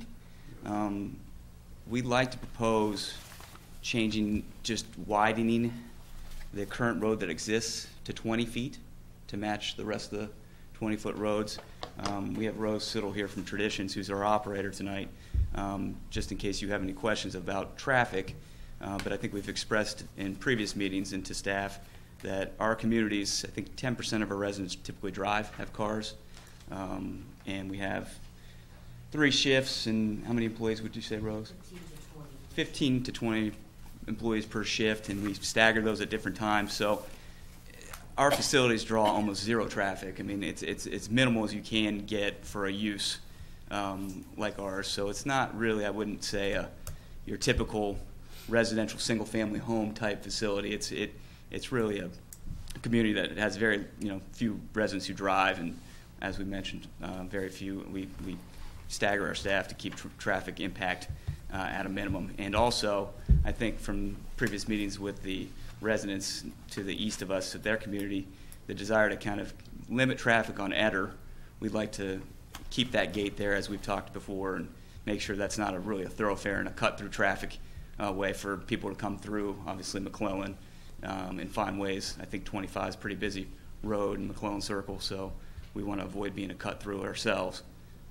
So we'd like to reduce that for cost-saving purposes as well, just paving over more of your ground we think we can use that money for that road, 8 feet times 8 feet wide by 1,000 feet, into other areas of the project, landscaping or other materials that will benefit the community in a greater deal. Let me get you right. You wanted to take that road from 20 to 14? Is that what Well, you we said, have or- 2 roads here. There's currently one that exists, which we think is about 10 to 15 feet wide with the alley of trees. They have 2 oaks, and which we love. But then we drew in a second one for, I think, 2-way connectivity, but we were hoping to take that to 20 feet and be 1 road instead of 2, essentially. Now that we're not planning anything on the east side, we just thought it's 8 feet of asphalt we don't need to add to your community, I guess. We don't look at that as a major connector for a lot of traffic, but certainly secondary access. Existing road. I'm sorry? There's an existing road there. And There is, yes, sir. Yeah, we have some pictures if you. Oh, you got it. It's right there. You're looking right up the gate off of Eder, coming down Eder here, and you're coming in this road. So you just keep that road and make no improvements to it. Make it wider to 20 feet, but not build 2 roads I got you. of 14 feet. There's mature oaks on the south side that we love and we absolutely want to keep. There's some smaller pin oaks that we think we can move further away. And then there's a mix of some other trees that are not oaks that we don't really see a lot of value in. We prefer to actually just plant new oaks and move the existing ones further into to the north. When we initially laid that out, the intent was to leave the existing drive as an egress lane only. Yep. And then we added a secondary ingress. And so we were treating that like a wide landscape median in order to preserve the trees. But once we got in there, the trees leafed out and we looked at things further. We saw that it was said, it's a kind of a mix of trees along the right side. It's some big, beautiful, stately oaks. On the south side that we want to preserve, we would expand the road to the north away from those trees so we stay out of the drip line. And the trees on the right, the good ones, there's actually a couple of dead ones on the south side. So there are a couple good ones on the north side that we could actually transplant to fill those gaps. And then we could get a more uniform stand of trees put in once we widen the road. And then we limit, really, like Carl said, all the extra pavement and maneuvering and confusion there, because it is a gated entrance that we want to preserve, that it does narrow down. So, Does anyone have any questions for the applicants? Not at this time. Okay. Thank you. Mr. Lewis, do you want to speak first, Mr. Craig? John Lewis, 302 Beechwood Drive. As far as I know, did it show on it that we were still in excess into Beechwood, but that is completely gone, right? It's Off gone. Okay. I think we voted that out last time. All right. What about on Dogwood? Is there, that's completely, I don't think they want a connection. No. anyway, that's what it, Shouldn't be any connection there to They where did it- volunteer a pedestrian connection. I think. okay. That's correct, isn't it? Everything looks good to me. And most of the people that I've talked to, they were confused when they got the map and it showed the little pink still in the Etterwood. And that, other than that, I think I'm very pleased. I'm very pleased with it. You want to answer that, Joe? I think last time we voted, an easement is still there. There's an easement in place, the line would be, but nothing's going to be. Is there any way we can get rid of that easement? You had talked about I thought they pedestrian had. easement, hadn't you, a walking trail?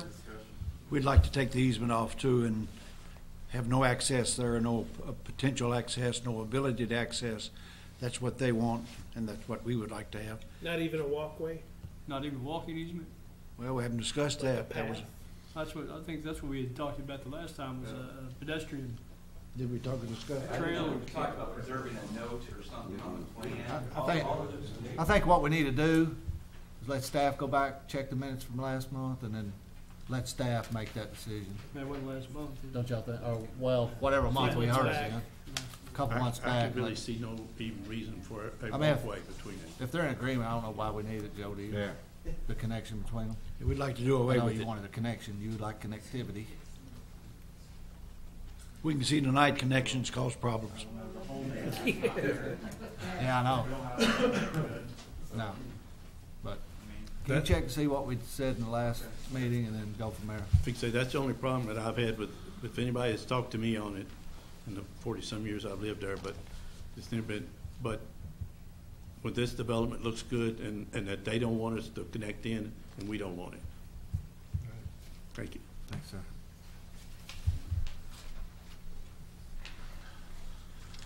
Good evening. My name is Bob Griffin. I live on Dogwood Drive, which is the dog leg that comes down around and backs up right up to the property in question here. And again, as Mr. Lewis alluded, we are indeed in full agreement, and we support the development in question here 100%. We couldn't ask for a better neighbor, actually. It's the best of all possible worlds. I only had one minor concern. All the other ones have already been answered. On the legend map that we received, there's a line, and I'm not even sure if it's on. It's actually not even on this map because it's slightly above this area right here, and there's kind of a line that goes across where it looks like it has a small circles in it. I don't know if it's like a sewer line, if it's a utility line of some kind, what it may be, but it's right near the entrance where you're coming in off of McClelland or into. This is existing horse fence. There is no horse fence there, so that's the reason I was just this right here. Oh, yeah. I think they're going to put in a fence, a decorative horse fence. Okay, there. a decorative fence, because I was saying, okay, that's the intent. Okay, very good. Okay, all right. Okay, all right. Outside of that, I would say that in the original development, there was an office complex went in there a few years ago, and when they were doing the blasting to create the foundations for those properties, there are underground springs that run in that area, and those underground springs became redirected. And when we got a heavy rain, my basement, my crawl space became a swimming pool. It didn't happen until that development came into play. And I took it up with the developers at that time. They came and they did a seismic evaluation, and they came to the conclusion that it was inconclusive that that would have caused that situation. However, I still maintain that that was what caused it.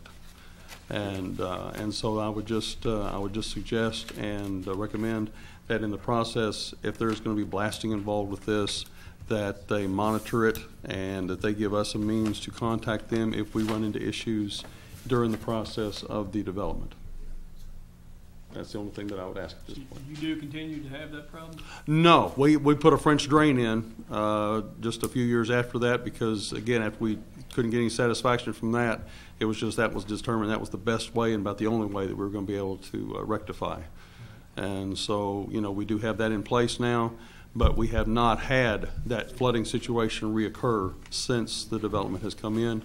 And so now, if new blasting starts to take place, I'm just concerned that that may decide to, you know, rear its ugly head once more. And so if it does, I just want to have some means to be able to bring that to someone for, you know, under formal complaint to see if we can do something about it. That's my only concern that I have. But honestly, yeah, we're thrilled to death for the development. We have three site contractors looking at it right now, and we'll go back and check. It's my.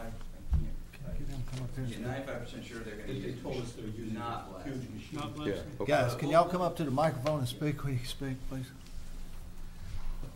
Yeah, we have three site contractors, local contractors looking at it. We'll go back and check with them this week on that. And then as part of, I think, some of our previous meetings too, Continental is a family-owned construction company. We'll have a neighborhood meeting before we get started on anything to make sure expectations are met by your community and that we're doing things the right way by you. So you'll know our superintendent, you'll know our project manager, and we'll be there to make sure you're well represented. Fantastic. All right. Thank you. Thank you. Does anyone else want to speak? Okay. Is there any more questions? Needs to be asked. I've got one question. And I brought this up at the workshop. The entrance? No. The land that you're removing the duplexes off of, can we add that to the C1 district? Are y'all willing to do that? Conservation. So down here where you ran into the rock and stuff, you know, We like to preserve it for in case we want to do another phase of cottages. We feel that we've obviously, I don't know how many acres, Kevin, we've reserved for conservation here along Cane Run, but it's a significant amount of 45, so over half the land we purchased from Snyder, we are dedicating to you want to move your C1. cottages now because you're hitting rock. Why would you want to put cottages back down there later? Well, later we can afford it. Eventually, when the project's up and stabilized, it'll be a different story. Infrastructure will already be there, so. I don't have a problem with that. I think that should be a great neighborhood, and it's a needed service. We feel pretty confident that we're going to want to build more of them. They're a very popular product in all our other facilities, and that's really our future plans. That's my only question. And if it stays a horse farm, our neighbors won't mind either. So, yeah. Anyone else got any questions? Staff, everything good? I'll make a motion then that we approve PDP 2017-49 with the variance and pulling it up. 12 conditions. 12 conditions, thanks. Would taking Eder from 14 to 20 be another variance? It wouldn't be better. I mean, No. the connection to It's an interior. Secondary connection. The secondary, wouldn't that be another variance? 20, that is one secondary variance. Yeah, be part of their overall plan, right? Okay. We have a motion by Mr. Solsky for approval. Second. Second by Mr. Shirley. All those in favor say aye. Aye. Those opposed, motion approved.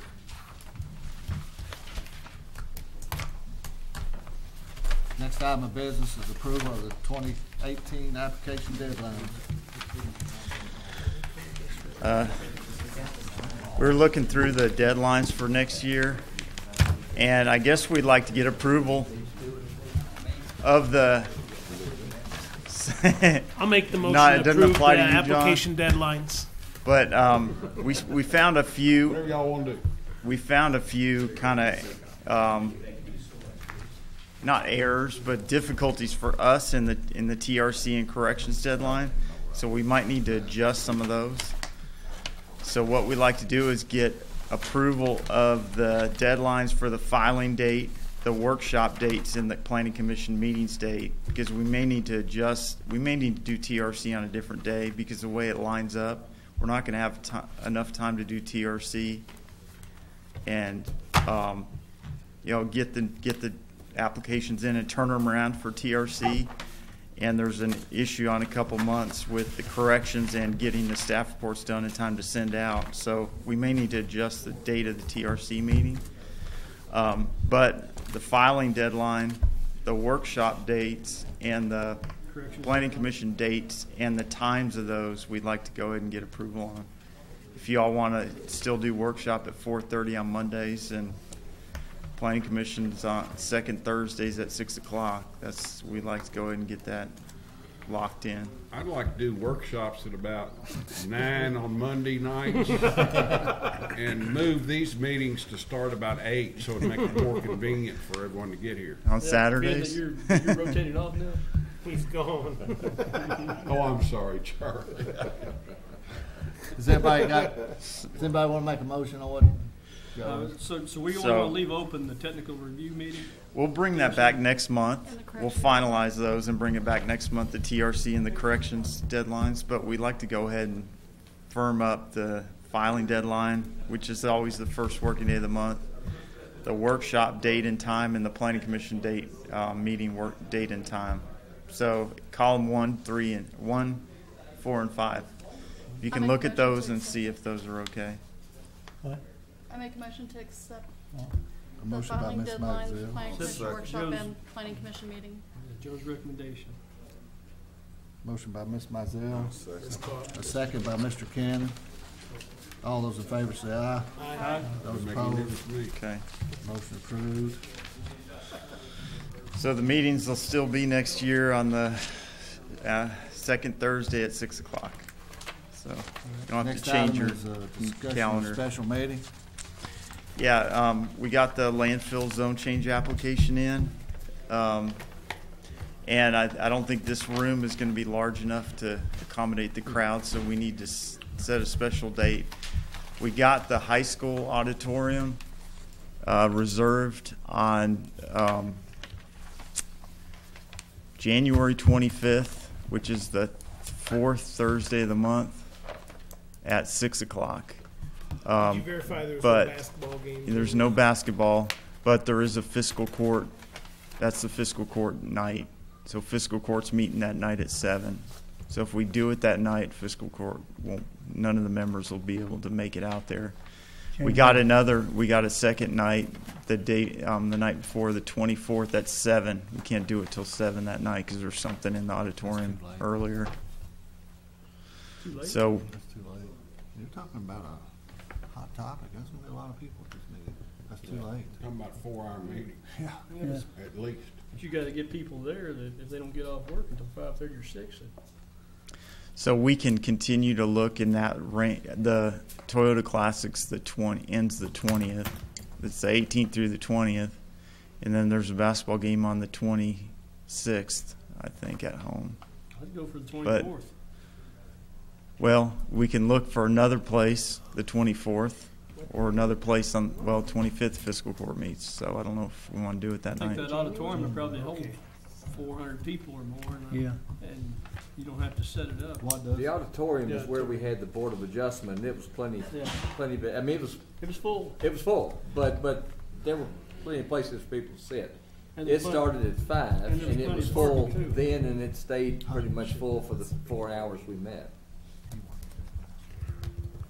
So you want to stick with the auditorium at the high school and just you want us to find another I'd go with date the auditorium. besides I the, think people are familiar with it. I mean, anybody that's come before. Yeah, especially is since used to they were coming. in that room before, Yeah, they've and been it there worked several well. times already. yeah, but we can't get it till 7 o'clock on the 24th. I think that's fine. I mean, we need to nail this date, I think. Yeah. I mean, we can. How's everybody feel we about can the look for the. 24th at 7 o'clock? I'm fine. I think that'd be better because you can have your fiscal court members there, and a lot of them will want to What do y'all attend. think? The 24th at 7 o'clock? John, I mean, what do me you think? personally, I'd rather be the 25th at 6. I'd rather start at about midnight. It's I don't up know, to- the earlier you start it, the better off you're gonna be. I just don't know. You I know, think we're gonna have a Stephen 4-hour said meeting. people's gotta get off work. Some of them might want to get off work and You grab something to eat. you better Hey, start it no later I'm than telling you, these 6. people gonna come. They will come, Yeah. yeah. I'll tell you, we better Well, I mean, start. I don't came care last if time, it's they 2 started o'clock at in the 6 afternoon, they gonna come. Yeah, it You started start at 5 6. last They'll time, start coming in. and the place was full at 5 o'clock. Yeah. So, We there could. shouldn't be no problem with getting them there on time. We at could 6. look at the 22nd or 23rd. I don't think there's basketball those 2 nights at You home. can look at it, but I mean, if you can, I think I'd go on and For 5 take o'clock. that 24th date. Do the 24th at 7. 5 o'clock. 7's not All right, too late. here's what we got on the table. We got the 24th at 7 or the 25th at 6 right now. Let's make a date on one of them. All those in favor of Or the you know 20 what? We could even try the We're good. Let's just 25th do at the 5. 26th. If you do the 25th at 6, Scott County Council meets No, that. the fiscal The court. fiscal Or fiscal court, I mean. They won't be there. That wouldn't be good. So, Unless The they wouldn't be there. They 25th want to be there, I'm fiscal sure. court sure meets they at wanna be 7. Yeah, I can Think guarantee they'd they make want to time be go there. that and just skip the regular meeting? I wouldn't be surprised if they did, but I know they would want to attend. I'll make a motion, we have it January 24th at 7 o'clock. Because I want fiscal 7 court. o'clock. Well, that's what time we have that's to the have only it. time we can get Can't it. get at it till 7 7. o'clock. Can't get the room till 7. And then we'll leave at midnight. So how about, yeah, how about the 22nd then, and have it at an earlier hour? Joe, can you? Well, we didn't get City it Council's the confirmed, but we'll have to 22nd. confirm that we could get it. We could try the Oh, you're not 22nd. confirmed with that? No. Charlie, City Council's the 22nd. Yeah, city It's not council's nearly the same 22nd. Import, I mean, I'm sure they'd be interested, I but guarantee the they'd be fiscal court, interested. you know. Yeah, Yeah, I most know. people are out in the county. There's Yeah, not- this is, yeah. this is really county stuff. Yeah, there's not. Do you don't think the on mayor or 23rd the either. Y'all council? got to said they decide wouldn't. something. I got to go home. But the others would be vital. God. I'd rather nail it down right now on the 24th. I'm Yeah. with Mark. I don't think we want. 24th at 7 or? It's 7. At 7, okay. Let's do it. 24th at 7. That's kind of late, ain't it? Yeah. How many's in favor of 24th at 7? Raise your hand if you are. John, you can still vote, right? 24th at 5. We got 3 that want to Well, do we it on the can't, 24th. on the 24th, Why we can't have we to get do it it at early? 7 because there's something going on in the auditorium. I'm probably There's something going on at the school. We don't want to do it on the 25th because of fiscal court, so we Correct. got to come up with another date, Joe.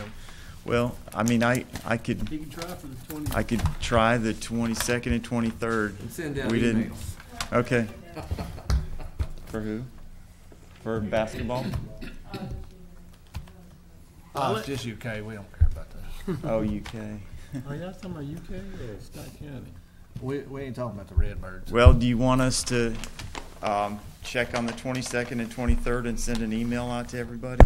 Check. Is that, we can, that's Yeah, not and a then problem. Rob could do an executive decision and set it the earliest hour possible. Check your emails and make sure you respond back to Joe. I Or don't think just call everybody, Joe, and get a confirmation, whatever it is, it is. You you're know? worried about it being late, but I think you got to give people, if they're working till 5:30 or 6 o'clock and they want to grab something to eat. But if they were give them there an at opportunity 5 to be there. o'clock, Stephen, what, another hour to give them another extra hour to eat? I mean, true. they're still gonna be there. These, they're, I mean, you got to accommodate the public. You can't just. And the meeting that started at 5 still went to what time? I mean, it went late. It went about 9 o'clock. It was about a 4-hour 4-hour meeting, as I remember. So Pretty if you sure. start at 7, you might end at 11. If Yeah. you start at 5, you might get lucky and end at 9. Come get me. Either way, it's long. I like ending at 9. So That Joe, really look- sounds good at this point. Joe, look into those other 2 dates. and Okay, get I'll look everybody a into call. them and email and call everybody. Yes. Okay. But we won't be voting on that email. The chair will just make it. Chair will make But the- just the pass call. around the information. Whatever the commission wants, that's what we'll do. Well, only you can call a special meeting or a full majority of the board. Or he can just make it an Or you executive can make decision. it. And then our little last item of business, you're done, ain't you? Yeah. Are we going to have a workshop on this special meeting? You gonna present that thing? Yeah, Come I'm on, John trying. needs to go. Probably. Listen, We gotta present We'll presentation. decide that. when tonight is it's- John Shirley's last night on the commission. Thank goodness. Well, he still needs to show up next week for the special meeting. It's too. okay, Janet. No wonder he liked that 11 o'clock meeting. Yeah, I didn't know it till tonight, though, Charles. Charlie, you're just catching on? I thought that can't be what they're talking about. So we had yeah. a thing wrote up for him. It's Georgetown-Scott County Planning Commission, Georgetown-Scott County, Kentucky, in recognition of outstanding community service. This certificate is hereby presented to John Shirley for contributing toward the thoughtful execution of the duties of Georgetown-Scott County Planning Commission and in appreciation of his commitment to accomplishing the commission's goals and responsibilities. I, for one, am going to miss you. Thank you, sir. I think you've been a big part of it. I miss all of you. I know you don't believe that, but I really am. John, I don't believe it. I didn't think I'd Yeah. have to do that for you, but I thought I'd be gone before you. Yeah. And I really appreciate it. You never know. You I'll talked make me the about it. motion to Thank you. adjourn. Thank you all very much. Thank And you, it John. has been a pleasure.